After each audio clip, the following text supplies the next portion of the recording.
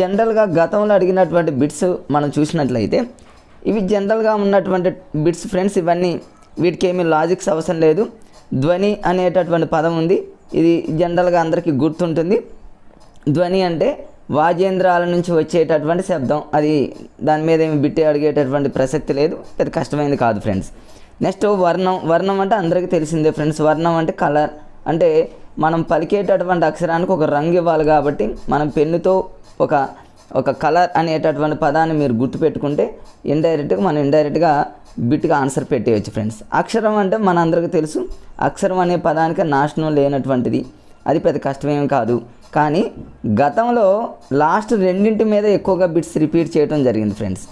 ఒకటి స్థానాలు, రెండవది కర్ణము.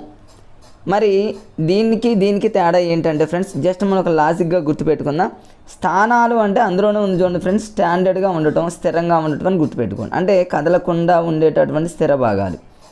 కదలకుండా ఉండేటటువంటి స్థిర భాగాలు ఏంటంటే ఫ్రెండ్స్, పై పెదవి అని మన అందరికీ అర్థమైంది. అంటే పై దంతాలు అనేవి పైన ఉన్నటువంటి పార్ట్ అంతా కూడా కదలకుండా స్థిరంగా ఉంటుంది కాబట్టి దాన్ని స్థానము అంటారు. అక్కడి నుంచి వచ్చేటటువంటి పదాలు అని అర్థం. స్థానము అంటే స్థిరంగా, స్టాండర్డ్ అని గుర్తుపెట్టుకోండి ఫ్రెండ్స్. ఈజీగా మనకి ఇంకా అన్ని బిట్స్కి ఆన్సర్లు వచ్చేస్తాయి. ఇక కర్ణము అనేటటువంటిది గతంలో 2-3 సార్లు టెట్ డిఎస్సీలు అడిగాడు ఫ్రెండ్స్. ఎక్కువగా ఏపీలో ఈ బిట్ అడగటం జరిగింది. కర్ణ అనగానే మనకు కదులుతూ ఉండేవని అర్థం. అంటే క్రింది భాగము కంటే క్రింది పెదవి కానివ్వండి, క్రింది దంతాలు కానివ్వండి, మరి క్రింది భాగంలో ఉన్నటువంటి నాలుక కానివ్వండి, ఇవన్నీ కూడా కర్ణం కిందకు వస్తాయి. మరి దీన్ని ఎలా గుర్తుపెట్టుకోవాలి? ఇప్పుడు పైదాన్ని స్థానము అంటే ఏమో స్టాండర్డ్ అన్నాం, అంటే స్థిరంగా ఉండేవి. కర్ణము అంటే ఏమో కదులుతూ ఉండేవి. ఎలా గుర్తుపెట్టుకోవాలి? కా అంటే కదులుతూ ఉండేవని గుర్తుపెట్టుకోండి, అదొక లాజిక్గా గుర్తుపెట్టుకోవచ్చు ఫ్రెండ్స్. లేదా గతంలో మీరు చూసుకున్నట్లయితే ఫ్రెండ్స్, కర్ణాలు ఉండేవాళ్ళు. కర్ణాల స్థానంలో విఆర్ఓలు అలా రావడం జరిగింది. విఆర్ఓ వ్యవస్థ కంటే ముందు మనకి సోషల్ పరంగా మనకు తెలుసు విషయం ఫ్రెండ్స్. కర్ణము అంటే కర్ణాలు. గతంలో కర్ణాలు ఏం చేసేవాళ్ళంటే వాళ్ళు వాళ్ళ డ్యూటీ నిమిత్తం అటు ఇటు కదులుతూ ఉండేవారని గుర్తుపెట్టుకోండి. అంటే కర్ణము అనగానే కర్ణాలు గుర్తుపెట్టుకుంటే వాళ్ళు ఊర్లలో అటు ఇటు తిరుగుతూ అనేక రకాలైనటువంటి సమస్యలకు పరిష్కారం అనే ఒక లాజిక్ గుర్తుంటే ఫ్రెండ్స్, కర్ణము అంటే కదులుతూ ఉండేవని గుర్తుపెట్టుకోవచ్చు. కర్ణాలు కదులుతూ ఉంటారు అనగానే మనకు అన్నీ గుర్తొస్తాయి ఫ్రెండ్స్. మనకు చూడండి అన్నీ, అంటే క్రింది దంతాలు కానివ్వండి, నాలుక అన్నీ. ఇప్పుడు కర్ణాలు వాళ్ళు ప్రతిదీ మాట్లాడతారు, అంటే నాలుగుతో మాట్లాడతారు. మీరు ఎన్ని రకాలుగానే గుర్తుపెట్టుకోవచ్చు. లేదా కర్ణము కా ఉంది, కదులుతూ అనేటటువంటి పదంలో కా ఉంది కాబట్టి ఈజీగా బిట్టు పెట్టవచ్చు ఫ్రెండ్స్, పెద్ద కష్టమేమి కాదు. మరి స్థానము, కర్ణము ఈ రెండింటిని కలిపి ప్రయత్నము అంటారు. జనరల్గా ఫైనల్గా మనం ప్రయత్నం చేయాలి అంటే పైన ఉన్నటువంటి కదలకుండా ఉండే స్థిరంగా ఉండే స్థానము, కదులుతూ ఉండేటటువంటి భాగము, ఈ రెండింటిని కలిపి మనం ప్రయత్నం చేయాలి అనేటటువంటి విషయం గుర్తుపెట్టుకుంటే ఫ్రెండ్స్, ఈజీగా బిట్స్ ఈజీగా మనం పెట్టుకోవచ్చు. చిన్న టాపిక్ ఫ్రెండ్స్, ఇదేముండదు. కానీ చిన్న టాపిక్ అని మనం నెగ్లెక్ట్ చేస్తే 1 బిట్ పోయి మిస్ అయ్యే అవకాశం ఉంటుంది. కాబట్టి టాపిక్ ఈ వర్ణమాల గురించి ఇంతే.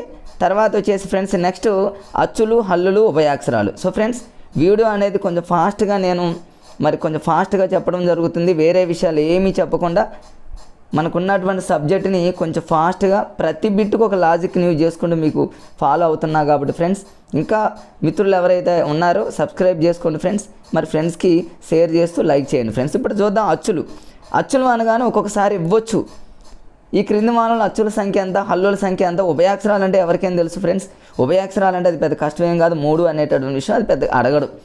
మనం ఏమనుకుంటాం, అచ్చులు హల్లులు తెలుసులే అనుకుంటాం. అచ్చులు అంటే మనం ఆ నుంచి మరి కౌంట్ చేస్తూ ఉండాలి ఫ్రెండ్స్. మన ఆ నుంచి కౌంట్ చేసుకుంటూ ఉండకూడదు. అచ్చులు అంటే 16, హల్లులు అంటే 37, 37. ఉభయాక్షరాలను పక్కన పెడితే ఫ్రెండ్స్ ఈ రెండింటిని ఎలా గుర్తుపెట్టుకోవచ్చు అని చాలా లాజిక్గా గుర్తుపెట్టుకోవచ్చు. అచ్చుల్లో ఆ అనే పదం ఇచ్చాడు. ఆ అంటే ఇక్కడ చివరిలో 6 అని గుర్తుపెట్టుకోండి. ఆ అంటేనేమో 6 అనేటటువంటి పదం గుర్తుపెట్టుకుంటే అచ్చులు 6, 16 అయిపోయింది ఫ్రెండ్స్. నెక్స్ట్ రెండవది హల్లులు అనగానే దీన్ని ఎలా గుర్తుపెట్టుకుంటే, హల్లుల్లో ఫస్ట్ లెటర్ హెచ్ అని అర్థం. ఈ హెచ్ని మీరు డ్రా చేశారనుకోండి 8 వస్తుంది ఫ్రెండ్స్. ఈ 8లో ఏం చేస్తారంటే 1 సబ్ట్రాక్ట్ చేస్తే 7 అనేటటువంటి లాజిక్ గుర్తుపెట్టినాయి. హెచ్ అంటేనేమో 8 - 1 7. లేదా ఇంకొక లాజిక్ ఉంది ఫ్రెండ్స్, అది మా ఫ్రెండ్స్ కొంతమంది దాన్ని అలా చదివారు. మరి అతను ఎందుకు చెప్తున్నానంటే ఫ్రెండ్స్, ఈ లాజిక్స్ అన్ని ఎందుకు చెప్తున్నానంటే మా 2008 డిఎస్సిలో ఇట్లాంటి లాజిక్స్ ప్రిపేర్ అయ్యే కరీంనగర్ జిల్లాలో టాపర్గా నిలవడం జరిగింది. తను మా రూమ్మేట్ కాబట్టి. సో ఇక్కడ హల్లులుని చివరిలో తను ఎలా ప్రిపేర్ అయ్యాడు, మరి అప్పట్లో డిఎస్సిలో టాపర్గా నిలిచినటువంటి మా ఫ్రెండ్, తన పేరు సతీష్, కరీంనగర్ డిస్టిక్.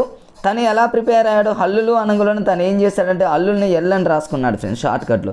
ఎల్ని రివర్స్ రాసామనుకోండి 7 లాగా కనిపిస్తుందిగా హల్లులు. అట్లా అచ్చుల్లో అంటే సో ఇక్కడ లు ఉంటుంది, బట్ అల్లులు అనేటటువంటి దాంట్లో 2 ఎల్లులు ఉన్నాయి ఫ్రెండ్స్. అట్లా గుర్తుపెట్టుకున్నాడు తను.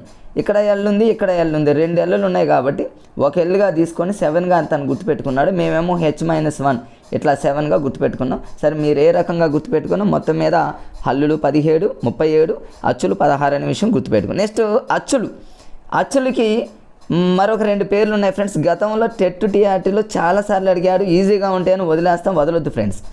అచ్చులకి మరొక 2 పేర్లు ఏంటంటే ఫ్రెండ్స్, స్వరాలు, అదేవిధంగా ప్రాణాలు. మరి అచ్చుల్ని స్వరాలు, ప్రాణాలు అని మనం ఎలా గుర్తుపెట్టుకోవాలంటే ఇక్కడ చూడండి, అచ్చుల్లో మొదటి అక్షరం ఏముందంటే ఫ్రెండ్స్ ఆ ఉంది. అచ్చులు అంటే ఆ నుంచి స్టార్ట్ అవుతాయి కదా ఫ్రెండ్స్. ఆ అనగానే ఆ అనేటటువంటిది అమ్మ అంటే మనకి ప్రాణం అని గుర్తుపెట్టుకున్నా, ప్రాణాలు అని గుర్తుపెట్టుకోండి. ప్రాణులు కాదు ఫ్రెండ్స్, దీర్ఘం గుర్తుపెట్టుకోవాలి, ప్రాణాలు అని గుర్తుపెట్టుకోండి. అచ్చుల్లో ఆ ఉంది, ఆ అంటే అమ్మ అని గుర్తుపెట్టుకోండి, లేదా ఆ అంటే మొదటి అక్షరం అని గుర్తుపెట్టుకోండి. ఈ ఆ అనే పదం మన మనిషికి కానివ్వండి ఎవరికైనా ప్రాణం అని పెట్టుకోండి, ప్రాణాలు అని గుర్తుపెట్టుకోండి ఫ్రెండ్స్. మరి ఇక్కడ స్వరాలు ఎలా గుర్తుపెట్టుకుంటారంటే అచ్చుల నుంచే స్వరాలు, సంగీతాలు వచ్చాయి, సరిగమ 10 నిమిషాలు వచ్చాయని గుర్తుపెట్టుకోండి, స్వరాలు అని గుర్తుపెట్టుకోండి. అచ్చులు అనగలోనే ఆ అనేది అమ్మ ప్రేమ కాబట్టి స్వరాలు అమ్మ అనేటటువంటి స్వరం అనేటటువంటి దాన్ని మీరు లింక్ చేసుకోండి. ఆ అనేది అమ్మ అంటే ప్రాణం కాబట్టి మీరు అలా గుర్తుపెట్టుకోండి ఫ్రెండ్స్, ఈజీగా వస్తుంది. ఇక రసవాచులు దీని మీద ఏం అవసరం లేదు, రసవాచులు దాని మీద పెద్దగా ఏం అడగలేదు ఫ్రెండ్స్. దీర్ఘాచులు జనరల్ పాయింట్స్ అవి చదువుకోవచ్చు మీరు. నెక్స్ట్ వక్రాలు, వక్రతమాలు గతంలో చాలాసార్లు అడిగాడు. ఈ రెండింటికి చాలామంది కన్ఫ్యూజ్ అవుతుంటారు, కొంతమంది అసలు వీటిని పట్టించుకోరు ఫ్రెండ్స్. చాలా ఈజీగా ఉంటాయిలే మనం చిన్నప్పుడు చదివామని, బట్ టైము తీసుకోకుండా బిట్టు పెట్టాలి కాబట్టి కొంచెం లాజిక్గా ప్రిపేర్ అవ్వండి. వక్రాలు అంటే ఏమో జస్ట్ వంకరగా ఉంటాయి. వక్రతమాలు లేదా వృద్ధులు లేదా ప్లుతములు అనేవి మిక్కిలి వంకరగా ఉంటాయి. మిక్కిలి వంకరగా అంటే చూడండి, ముసలివాళ్ళు అంటే వృద్ధులు అని గుర్తుపెట్టుకోండి. వృద్ధులు ఎప్పుడు మిక్కిలి వంకరగా ఉంటారని గుర్తుపెట్టుకోండి. వాళ్ళని ఏమంటారంటే పులతములు అని గుర్తుపెట్టుకోండి. పులతము అనే పదాన్ని మీరు ఎలా గుర్తుపెట్టుకుంటారంటే వృద్ధులు అనేవాళ్ళు మిక్కిలి వంకరగా ఉండేటటువంటి వాళ్ళు ఎలా ఉంటారంటే వాళ్ళు పులతములు అంటే వాళ్ళు ఒక పుల్లలాగా ఉంటారని గుర్తుపెట్టుకోండి. వృద్ధులు ఆ వయసులో ఒక పుల్లలాగా ఉంటారంటే పులతములు అని గుర్తుపెట్టుకోండి. మిక్కిలి వంకరగా ఉండేవి ఉన్నాయి ఫ్రెండ్స్. మనకు ఐ అనేటటువంటిది మనకు జనరల్గా ఏఐ అనేటటువంటిది మిక్కిలి వంకరి, ఓ ఔ అనేటటువంటిది మిక్కిలి వంకరి. మిక్కిలి వంకరగా ఉన్న పదాలు ఐ ఔ, ఈ 2 మిక్కిలి వంకరగా ఉన్నాయి కాబట్టి వృద్ధులు, ముసలోళ్ళు అలా అనేటటువంటి హాస్యంగా గుర్తుపెట్టుకుంటే ముసలివారు, వృద్ధులు, వక్రతమాలు అంటే వాళ్ళు వంకరగా ఉంటారు, వాళ్ళు పుల్లల్లాగా ఉంటారనే హాస్యంగా గుర్తుపెట్టుకుంటే ఫ్రెండ్స్ మనం బిట్టు పెట్టడానికి అవకాశం ఉంటుంది. ఇక మిగిలినవి వక్రాలు ఫ్రెండ్స్. ఇక వక్రాలు అంటే మనందరికీ తెలుసు ఏ అంటే ఐ ఉండదు ఫ్రెండ్స్, ఓ ఇవి 2 జస్ట్ వంకరగా ఉంటే అవి వక్రాలని గుర్తుపెట్టుకోండి. నెక్స్ట్ ఫ్రెండ్స్ ఇక వీటి మీద గతంలో చాలాసార్లు బిట్స్ అడగడం జరిగింది. వీటిని గుర్తుపెట్టుకోవడానికి చాలా లాజిక్స్ ఉన్నాయి ఫ్రెండ్స్. ఇప్పుడు చూడండి, ఫస్ట్ బిట్ వచ్చేసి కంఠ్యములు అంటాడు, తాళమ్యములు అంటాడు, జస్ట్ చూద్దాం. ఇంకో ఓష్ట్యములు అంటాడు, మూర్ధవ్యాలు అనేటటువంటి పదం అడుగుతాడు, అంటే 4 పై భాగాన్నితో ఇవి చేయడం. కంఠ తాళవ్యాలు, కంఠోష్ట్యాలు, దంత్యోష్ట్యాలు ఇలా మనకు చాలా ఈజీగా అనుకుంటాం, బట్ ఎగ్జామ్లో కన్ఫ్యూజ్ అయ్యేటటువంటి ఛాన్స్ ఉంటుంది. ఆ కన్ఫ్యూజన్ మనం పోగొడదాం ఫ్రెండ్స్. ఫస్ట్ వచ్చేసి కంఠ్యములు అంటే ఇది జనరల్గా గుర్తుపెట్టుకోండి ఫ్రెండ్స్. కంఠ్యములు అంటే మన కంఠం ద్వారా వచ్చేవి 2 ఫ్రెండ్స్. ఫస్ట్ మనం నేర్చుకునేటటువంటి పదాలు చూడండి, అంటే కంఠాలు, ఇది ఈజీగా గుర్తుంటుంది, దాని కోడ్ ఏం అవసరం లేదు. కఠినంగా ఉన్న వాటికి కోడ్స్ని అప్లై చేయాలి ఫ్రెండ్స్.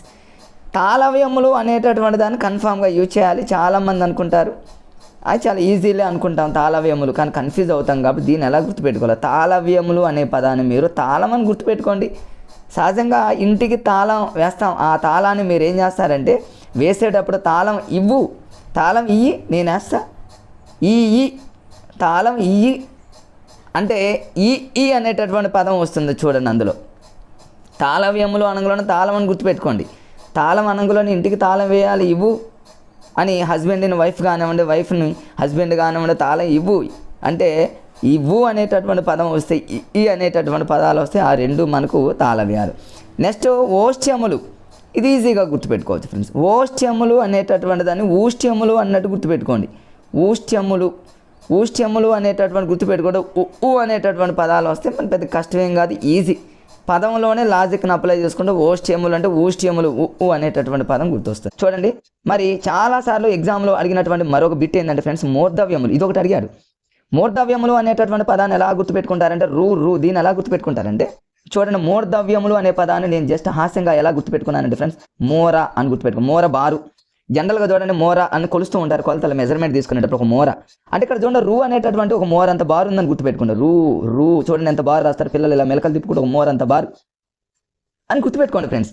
మరి ఇక్కడ మూర్ధవ్యములు అనగలోనే మీరు ఎలా గుర్తుపెట్టుకుంటారంటే మరి మోర, లేదా ఇంకా మా ఫ్రెండ్స్ మా రూమ్లో ఉన్నట్టు నేను అలా గుర్తుపెట్టుకున్నా ఫ్రెండ్స్. మా రూమ్లో ఉన్నటువంటి కొంతమంది మిత్రులు వాళ్ళు కూడా చాలా లాజిక్గా గుర్తుపెట్టుకున్నారు. ఎలా అంటే మూర్ధవ్యంలో ము అంటే ముని అని గుర్తుపెట్టుకున్నారు, ముని ఇక్కడేమో ఋషి అని గుర్తుపెట్టుకున్నారు. అది ఈజీగానే ఉంది. మూర్ధవ్యంలో ముని అటు ఋషులు మునులు అంటే రూ అనేటటువంటి పదం వస్తుంది. చాలా ఈజీగా క్యాచ్ చేయండి ఫ్రెండ్స్. తర్వాత కంఠతాళవ్యములు ఇంతకుముందు కంఠ్యాలు అన్నా నేను. ఇక్కడ తాళవ్యములు అంటేనేమో తాళం ఈ అంటేనేమో ఈ అనేటటువంటి పదం వాడడం, కంఠ్యములు అంటేనేమో అ అనేటటువంటి పదం స్టార్టింగ్లో వస్తుంది. ఇప్పుడు తాళవ్యములు అనగానే వీటిని ఎలా గుర్తుపెట్టుకుంటారంటే ఫ్రెండ్స్, దీన్ని చాలా ఈజీగా గుర్తుపట్టుకోవచ్చు ఫ్రెండ్స్. కొంతమంది కన్ఫ్యూజ్ అవుతూ ఉంటారు. తాళవ్యములు అనగానే మనకు ఐ అనే పదం గుర్తు రావాలి. దీన్ని నేను మా ఫ్రెండ్స్ అందరం దీన్ని ఎలా గుర్తుపెట్టుకున్నాం అంటే ఐ అనే పదాన్ని ఇంగ్లీష్లో ఐగా తీసుకున్నా. ఐ అంటే ఫ్రెండ్స్ నేను అని అర్థం. నేను అనే పదాన్ని మీరు దీంతో లింక్ చేసుకోండి ఫ్రెండ్స్, అయిపోతుంది. నేను అంటే నేను కంఠంతో చెబుతున్న తాళం ఇవ్వమని. తాళవ్యాలు అంటేనేమో తాళం అయిపోయింది ఫ్రెండ్స్. కంచెములు అంటే స్టార్టింగ్ అయిపోయింది ఫ్రెండ్స్. ఇప్పుడు నేను కంఠంతో చెప్తున్నా, నా కంఠంతో చెప్తున్న తాళం ఇవ్వు అని నేను చెప్తున్నా. ఐ అనే పదం వచ్చింది అంటే ఆటోమేటిక్గా ఐ అనేటటువంటి పదాన్ని మీ మైండ్ సెట్లో అలా దారుణంగా గుర్తుపెట్టుకోండి ఫ్రెండ్స్. నేను చెప్తున్న తాళం ఇవ్వమని ఐ అనేటటువంటి పదంగా ఇంకా లేకపోతే వైఫ్ని హస్బెండ్ ఎట్లా గుర్తుపెట్టుకోండి, ఏమేవో నేనే చెప్తున్నా తాళం ఇవ్వు, అట్లా మీరు ఎట్లయినా లాజిక్గా దాన్ని సింక్ చేసుకొని గుర్తుపెట్టుకోండి ఫ్రెండ్స్. కంఠ్యోష్ట్యములు అంటే అందులోనే ఉంది చూడండి ఫ్రెండ్స్. కంఠ్యోష్ట్యములు ఓష్ట్యములు అంటే ఓ అందులోనే ఉంది చూడండి. కంఠ్యోష్ట్యములు ఓ అనే పదం అందులోనే పలుకుతుంది కాబట్టి అది పెద్ద కష్టమేమి కాదు. తర్వాత దంత్యోష్టములు అంటే మనకి దంతాల ద్వారా పలికేటటువంటి పదాలు ఫ్రెండ్స్. ఏంటంటే తాత దాన్న. ఇది కూడా చాలా మంది కన్ఫ్యూజ్ అవ్వచ్చు. ఆ టైంలో ఎగ్జామ్లో బిట్టిచ్చినప్పుడు మనం చదువుకోవడం ఇది వస్తుందా అది వస్తుందా నోటితో మనం ఇట్లా స్వరాలు పలుకుతూ చేసుకుంటే టైం అక్కడ ఉండదు ఫ్రెండ్స్. చూడగానే వెంటనే బిట్టు పెట్టేయాలి. తాళవ్యాల అనగానే కంఠంతో నేను చెప్తున్నా ఐ అంటే ఐ ఏమేవో తాళం ఇవ్వు అంటే ఐ తాళవ్యాలు చూడండి సెకండ్లో అయిపోతుంది. మూర్ధవ్యాలు అనగానే మునులు ఋషులు రూ మోర అట్లా. దంత్యోష్టములు అనగానే దీన్ని ఎలా గుర్తుపెట్టుకుంటారు, దంతాలు ఫ్రెండ్స్. సహజంగా ముసలి వాళ్ళకి దంతాలు ఉండవు అంటే వాళ్ళని తాత అంటారు చూడండి. తాత దంతాలు ఉండవు. తాత అనగానే తాత దాదా నా, తాత ఇటురా, దాదా అంటే ఇట్లా మీకు తాత వస్తే దాదా నా అనే పదాలు వస్తాయి కాబట్టి ఇట్లా మీరు దంత్యోష్టములు అంటే ముసలి వాళ్ళకి దంతాలు ఉండవు కాబట్టి తాత అనే పదంతో లింక్ చేసుకుంటే సెకండ్లలో మీరు ఆన్సర్ పెట్టవచ్చు ఫ్రెండ్స్. ఇలాంటి లాజిక్స్తో చదువుకోండి. ఇక నెక్స్ట్ ఇందులో హల్లులు 37. ఇంతకుముందు ఎలా గుర్తుపెట్టుకోవాలో 2 ఎల్లులు అంటేనేమో ఇట్లా చివరిలో 7గా రాసుకున్నారు, లేదా హెచ్ని ఇట్లా డ్రా చేసి -1 చేస్తే 37 మీరు గుర్తుపెట్టుకోవచ్చు. ఇంకా స్టార్టింగ్ 3ని గుర్తుపెట్టుకోవాలంటే 3 లెటర్స్ ఉన్నాయి, అట్లనే గుర్తుపెట్టుకోవచ్చు ఫ్రెండ్స్. 37 అనేది చాలా ఈజీగా గుర్తుంటుంది. దీనికి మరొక 2 పేర్లు ఉన్నాయి, అవి 2 గుర్తుపెట్టుకోవాలి. అచ్చులకి 2 పేర్లు ఉన్నాయి ఫ్రెండ్స్, స్వరాలు ప్రాణాలు. అచ్చులు అంటే అంటే అమ్మ ప్రేమ అనేది మనందరికి ప్రాణం కాబట్టి ప్రాణాలు. అచ్చులతో అమ్మతోనే స్వరాలు వస్తాయి కాబట్టి స్వరాలను గుర్తుపెట్టుకున్నాం. బట్ ఇక్కడ వ్యంజనాలు ప్రాణులు అనే పదం వచ్చింది. దీన్ని ఎలా గుర్తుపెట్టుకోవాలి, దీన్ని కూడా మనం చాలా లాజిక్గా మనం దీన్ని గుర్తుపెట్టుకోవచ్చు ఫ్రెండ్స్. ఎలా గుర్తుపెట్టుకుంటామంటే దీన్ని చూడండి, జనరల్గా దీన్ని గుర్తుపెట్టుకోవడానికి 2 టెక్నిక్స్ ఉన్నాయి. అందులో ఒక టెక్నిక్ ఏంటంటే ఫ్రెండ్స్ దీన్ని చూడండి. ఇక్కడ హల్లులు అని మీరు ఏమనుకుంటారంటే నల్లులు అనుకోండి, మేము నల్లులు అనుకున్నాం.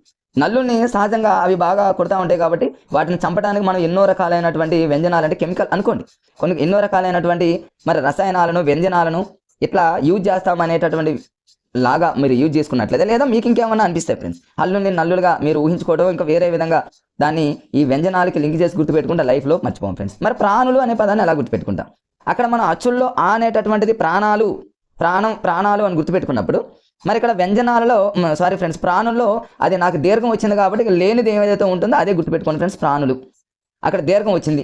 అచ్చులకి ఇంకోటి ఉంటుంది ఫ్రెండ్స్, అది కూడా మా ఫ్రెండ్స్ మరి అచ్చులు అనేటటువంటి దాన్ని ప్రాణాలు, అదేవిధంగా హల్లుల్ని ప్రాణులు కన్ఫ్యూజ్ అవుతున్నారు కాబట్టి ఈ రెండింటికి కొంతమంది ఇంకో రకంగా గుర్తుపెట్టుకుంటారు. ఇప్పుడు అచ్చుల్లో ఉంది ఫ్రెండ్స్, ఆ తర్వాత రెండవ పదం అనే పదం కూడా వస్తుంది. అంటే ఆనే సాగదీసేది కాబట్టి ప్రాణాలు అనేటటువంటి ఆ అంటేనేమో రెండు ఆగా మీరు ఊహించుకున్నట్టయితే ప్రాణాలను గుర్తుపెట్టుకోండి. ఇక ఆటోమేటిక్గా హల్లులు అంటే ఇక్కడ దీర్ఘం వచ్చింది కాబట్టి ఫ్రెండ్స్ అక్కడ దీర్ఘం రాదు, కొమ్ము వస్తుంది, ప్రాణులు. ఈజీ అనుకుంటాం, కానీ ఇలాంటి టెక్నిక్స్ ఎవరైతే యూజ్ చేస్తారో ఫ్రెండ్స్, మీరు ఈజీ అన్న వాళ్ళు, చదవకుండా ఉన్నవాళ్ళు వీటిని గుర్తుకు తెచ్చుకుంటూ ఉంటారు. ఆ టైంలోనే ఈ లాజిక్స్ యూజ్ చేసిన వాళ్ళు ఒక 7-8 బిట్స్ చేసుకుంటూ వెళ్ళిపోతారు. మన ఎగ్జామ్లో కూర్చొని ఎవరైతే టైంని సేవ్ చేసుకుంటూ వేగంగా చేసుకుంటూ ముందుకెళ్తూ ఉంటారో వాళ్ళకి తెలియకుండానే వాళ్ళలో కాన్ఫిడెన్స్ పెరుగుతుంది. ఆ రూమ్లోనే నాకు జాబ్ కన్ఫామ్ కానీ. అందుకనే ఫ్రెండ్స్ మనం చదివేటప్పుడే లాజిక్గా టెక్నికల్గా చదువుకోవాలి. తక్కువ టైంలోనే మంచి లాజిక్స్ ద్వారా చదువుకోవాలి. మీరు ఏదైనా వినండి, యూట్యూబ్లో ఎన్నో రకాలైనటువంటి వీడియోస్ వస్తున్నాయి ఫ్రెండ్స్. ఎన్నో రకాలైనటువంటి వాళ్ళు, ఎంతోమంది మేధావి వర్గాలు మీ అందరి కోసం ఎన్నో రకాలైనటువంటి వీడియోలు చేస్తున్నారు. వాటిలో కొన్ని టెక్నికల్గా లాజికల్గా చెప్పేవి యూజ్ చేసుకోండి. తక్కువ టైంలోనే మరి అలాంటి వాటిని ఫాస్ట్గా ఎగ్జామ్లో చేసుకుంటూ పోండి ఫ్రెండ్స్. టైం మాత్రం వేస్ట్ చేసుకోవద్దు ఫ్రెండ్స్. ఎన్నో రకాలైనటువంటి ప్రీవియస్ పేపర్లు, ప్రాక్టీస్ పేపర్లు చేయండి ఫ్రెండ్స్. మరీ ఎందుకు చెప్తున్నానంటే, మనం ఎన్నిసార్లు అనుకున్న ఎగ్జామ్ రూల్లో పోయిన తర్వాత మళ్ళీ అవే తప్పులు చేస్తూ ఉంటాం. అలాంటి తప్పులు చేయొద్దు మిత్రమా. మంచిగా చదువుకోండి, ఎక్కువ టైము మరి ప్రాక్టీస్ చేయండి, తక్కువ టైం చదువుకోండి. మీరు లెగిసిన దగ్గర నుంచి పడుకునేదాకా మీ ధ్యాస మొత్తం డిఎస్సి మీదనే ఉండాలి ఫ్రెండ్స్. ఒకవేళ మీకు కళలు వస్తే అవి కూడా బిట్స్ రూపంలోనే రావాలంటే టెన్షన్తో, మరి చాలామంది టెన్షన్తో, భయంతో, బాధతో లైఫ్నే వదిలే చదివే వాళ్ళు వేలల్లో ఉన్నారు కాబట్టి, లక్షల్లో ఉన్నారు కాబట్టి ఫ్రెండ్స్. ఇక నాకు తెలిసి ఎస్జిటి అంటే చాలా తక్కువ కాంపిటీషన్ అనుకుంటాం. తక్కువ కాంపిటీషన్ ఏమి కాదు ఫ్రెండ్స్. చదివేటటువంటి నలుగురైనా భయంకరంగా చదివే వాళ్ళు పోటీ ఎక్కువగా అనుకోవాలి. మనం అలా చదువుకున్నప్పుడే మనం ముందుకెళ్తాం కాబట్టి ఫ్రెండ్స్, మీరు అలా చదువుకోండి.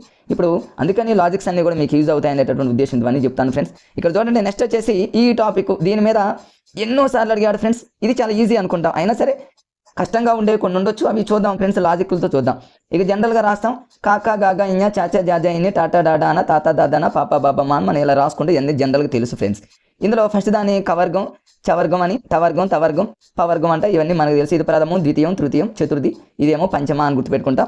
ఇట్లా వర్గ ప్రథమ, వర్గ ద్వితీయ, వర్గ తృతీయ, వర్గ పంచమ, చతుర్థి, వర్గ పంచమ అనుకుంటే ఇవన్నీ ఓకే. కానీ ఈ రెండింటిలో ఎక్కువ సార్లు ఎగ్జామ్లో అడిగిన బిట్స్ 3 ఉన్నాయి ఫ్రెండ్స్. ఆ మూడింటికి ఫస్ట్ చెప్పేస్తున్నా ఫ్రెండ్స్. ఫస్ట్ కోడ్ ఏంటంటే, గతంలో టెట్లు అడిగాడు. ఏపీలో జరిగినటువంటి 2022 టెట్లు అడిగాడు. మన 23 టెట్లో కూడా సెషన్లో అడిగాడు ఫ్రెండ్స్. ఏంటి, ఈ క్రింది మానలో అంతస్తములు కానిది ఏంటి, అంతస్తములు అయినది ఏంటని. అంతస్తములు అనగానే మీకు యావారా అనేటటువంటి పదం గుర్తురాలి. యారా, లావా కానీ యావారా. దీన్ని ఎలా గుర్తుపెట్టుకోవాలంటే దీనికి ఒక చిన్న లాజిక్ ఉంది ఫ్రెండ్స్. మేము అప్పుడే చదివేసుకున్నాం. అంతస్తములు అంటే ఏంది, అంతస్తులు. సహజంగా స్టేర్స్ ఉంటాయి కదా ఫ్రెండ్స్. సహజంగా ఆ స్టేర్స్లో అంతస్తుల్లో ఆడవారు జనరల్గా హాస్యంగా అనుకోండి ఫ్రెండ్స్, ఆడవారు ఏం చేస్తారంటే ఎక్కువగా యవ్వారాలు పెడతారనుకోండి. అంటే అంతస్తులు, అంతస్తము అనగానే తెలుగు లాంగ్వేజ్గా కాకుండా మనకున్నటువంటి లాజిక్గా అంతస్తుల్లో సహజంగా ఆడవాళ్ళు యవ్వారాలు పెడతారు కాబట్టి యావారాల అనేటటువంటి పదం గుర్తుపెట్టుకోండి సరిపోతుంది. యవ్వారాలు, యావారాల. చూడండి ఫ్రెండ్స్, లైఫ్లో మనం మర్చిపోయే పని లేదు, మళ్ళీ దీన్ని చూసేటటువంటి పని కూడా ఉండదు. ఇక నెక్స్ట్ వచ్చేసి ఊష్మాలు అంటేనో ఊదు పలికేవి, మన అందరికీ తెలుసు. దీనికి ఏమి కూడా అవసరం లేదు, కష్టంగా ఉన్న వాటికే యూజ్ చేయాలి. తర్వాత నెక్స్ట్ వచ్చేసి ఫ్రెండ్స్, ఇంకా దీంట్లో ఇంకా అల్ప ప్రాణాక్షరాలు, మహాప్రాణాక్షరాల మీద గతంలో చాలాసార్లు అడిగారు ఫ్రెండ్స్. అల్ప ప్రాణాక్షరాలు అంటే ఏంటంటే సింపుల్గా పలికేవి ఫ్రెండ్స్ అల్ప. మహాప్రాణాక్షరాలు అంటే గట్టిగా పలికేవి. సింపుల్గా పలికేవి వర్గ ప్రథమ, వర్గ తృతీయ అంటేనేమో ఈ ఫస్ట్ లైను, అదేవిధంగా థర్డ్ లైను. ఇక్కడ చూడండి, ఫస్ట్ లైన్లో ఉన్నటువంటి లెటర్స్, థర్డ్ లైన్లో ఉన్నటువంటి లెటర్స్. ఇక ఫస్ట్ ఈ రెండు సింపుల్గా ఉన్నాయి కదా ఫ్రెండ్స్. కాగా, తర్వాత చాజా, టాడా, ఇవన్నీ అల్ప ప్రాణాక్షరాలను గుర్తుపెట్టుకోండి. కష్టంగా ఒత్తులతో పలికేవి ఒత్తుకా, ఒత్తుఘా, ఇవి 2 మహాప్రాణాక్షరాలు అనేటటువంటి. దీంట్లో లాజిక్ ఏమి అవసరం లేదు ఫ్రెండ్స్. మహాప్రాణాక్షరాలు అంటే మహామునులు, మహా తపస్సులు చూడండి, వాళ్ళు తపస్సు చేసేటప్పుడు ఒత్తి పలుకుతూ ఉంటారు, ఒత్తులు ఉపయోగిస్తూ ఉంటారు కాబట్టి వాటిని మీరు అలా గుర్తుపెట్టుకోండి. ఇక ముక్కుతో పలికేమంటే అనునాసికాలు, దానికి ఏమి కోడ్ ఏం అవసరం లేదు. పరుషాలు అంటేనేమో అందరికీ తెలిసినటువంటిది కచ్చడ తప, దీన్ని పరుషాలు అనేటటువంటిది రాశాను. సరళాలు అంటేనేమో గజడ దబ, గసడ దబా కాదు ఫ్రెండ్స్, గజడ దబ అనేటటువంటి విషయం గుర్తుపెట్టుకొని మీరు కన్ఫ్యూజ్ అవనవసరం లేదు. టేబుల్ కావాలంటే మొత్తం నీట్గా నేనే రాశాను ఫ్రెండ్స్. కొంచెం జూమ్ చేసి కొంచెం చేస్తాను, దీని వీలుంటే స్క్రీన్ షాట్ తీసుకోండి. టేబుల్ మొత్తం నేనే రాశాను, స్క్రీన్ షాట్ తీసుకుంటే తక్కువ టైంలో మీరు రాసే పని కూడా ఉండదు. పరుషాలు అయిపోయింది, సరళాలు అయిపోయింది. తర్వాత మహాప్రాణాక్షరాలకి మరొక పేరు ఉంది ఫ్రెండ్స్, వాటిని వర్గ యుక్కులు అంటారు. ఇది ఇంపార్టెంట్. ఒక్కొక్కసారి ఒత్తుఘ అనేటటువంటి పదాలు ఇచ్చి మహాప్రాణాక్షరాలు అనకుండా వర్గ యుక్కులు అంటాడు. దీన్ని ఎలా గుర్తుపెట్టుకుంటారంటే ఏమీ లేదు ఫ్రెండ్స్. వర్గము అంటే ఏంది, స్క్వేర్ కదా. మనకి జనరల్గా మ్యాథ్స్లో ఉంటాయి కదా వర్గ సంఖ్యలు, ఘన సంఖ్యలు ఉంటాయి కదా ఫ్రెండ్స్. వర్గము అంటే స్క్వేర్ అంటే ఏంది, ప్రతి పదానికి ఒకటి ఉంటుంది, ఒక ఎక్స్ట్రా పదం ఉంటుంది. ఒత్తుఘ ఇట్లా ప్రతి పదానికి ఎక్స్ట్రా స్క్వేర్ లాగా ఒత్తులు ఉంటాయని గుర్తుపెట్టుకుని దాని వర్గం. దీనికి మనం మైండ్ సెట్ని బాగా దాని మీద ప్రత్యేకకుండా సింపుల్గా వర్గ ఈక్వల్ వర్గం అంటే ఒత్తుగా అంటే స్క్వేర్ లాగా కింద ఒత్తులు వస్తాయి కాబట్టి అలా గుర్తుపెట్టుకోండి. అట్లా లాజిక్గా మీరు చదువుకుంటే ఫ్రెండ్స్ ఈజీగా గుర్తుపట్టవచ్చు. కానీ ఒక సందర్భంలో అడిగినటువంటి ఒక బిట్ ఏంటంటే ఫ్రెండ్స్, స్పర్శాలు ఈ క్రింది మనలో స్పర్శం కానిది స్పర్శం అయినది అడిగిండు. కా నుంచి మా వరకు ఉన్నటువంటి ప్రతి పదం కూడా స్పర్శాలు అవుతాయి. దీనికి కూడా చిన్న లాజిక్ని అప్లై చేసుకోవచ్చు. స్పర్శ అంటే ఇంగ్లీష్లో మనం టచ్ అంటాం ఫ్రెండ్స్. ఏదో హాస్యంగా చెప్తున్నాను అంతే ఫ్రెండ్స్. టచ్ అని అంటాం. టచ్ అంటే ఇక్కడ కామా అని గుర్తుపెట్టుకుంటే, కామో అనేటటువంటి లాగా ఒక కామా లాగా గుర్తుపెట్టుకుంటే మీరు టచ్ అనేటటువంటి ఈజీగా మన హాస్యం కోసం ఫ్రెండ్స్ ఇదేమి అనుకోకండి. స్పర్శాలు అనంగులోనే టచ్ అనంగులోనే కామా అంటే కామో అన్నట్టు కా నుంచి మా వరకు మనం ఆ లాజిక్ని అప్లై చేసి ఈజీగా గుర్తుపెట్టుకోవచ్చు ఫ్రెండ్స్. ఇట్లా చూడండి, చిన్న టాపిక్ అనుకుంటాం, చాలా ఈజీ టాపిక్స్. మీరు ఈ టాపిక్ విని నా లాజిక్స్ ఇక్కడ విన్న తర్వాత మీరు ప్రీవియస్ పేపర్లో ఉన్నటువంటి తెలుగు బిట్స్ని ఫాలో అవ్వండి ఫ్రెండ్స్.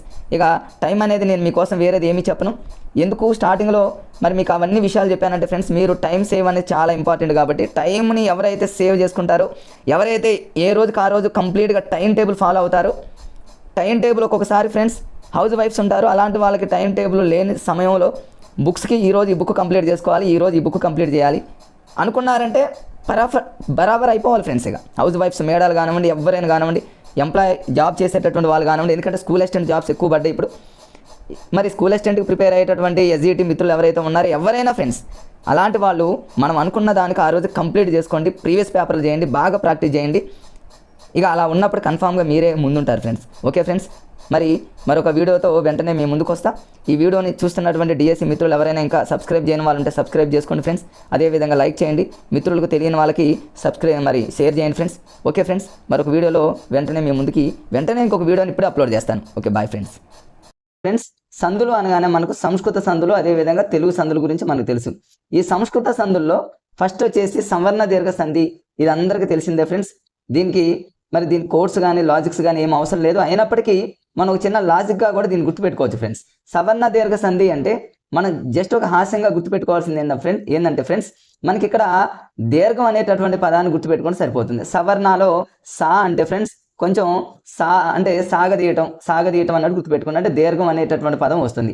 ఫర్ ఎగ్జాంపుల్ ఇక్కడ శివాలయము అంటే అంటే దీర్ఘం అనేది మనకు వచ్చింది. అంటే దీర్ఘానికి సంబంధించినటువంటి పదం మ్యాక్సిమం సవర్ణ దీర్ఘ సంధి అనేటటువంటి ఒక హాస్యంగా గుర్తుపెట్టుకుంటే ఇక మిగతావి ఆటోమేటిక్గా మనం గుర్తుపెట్టుకోవచ్చు ఫ్రెండ్స్. శివాలయం, ప్రళయాగ్ని, కవీంద్రుడు, లతాంతము, భానోదయము ఇవన్నీ కూడా సవర్ణ దీర్ఘ సంధులు అవుతాయి.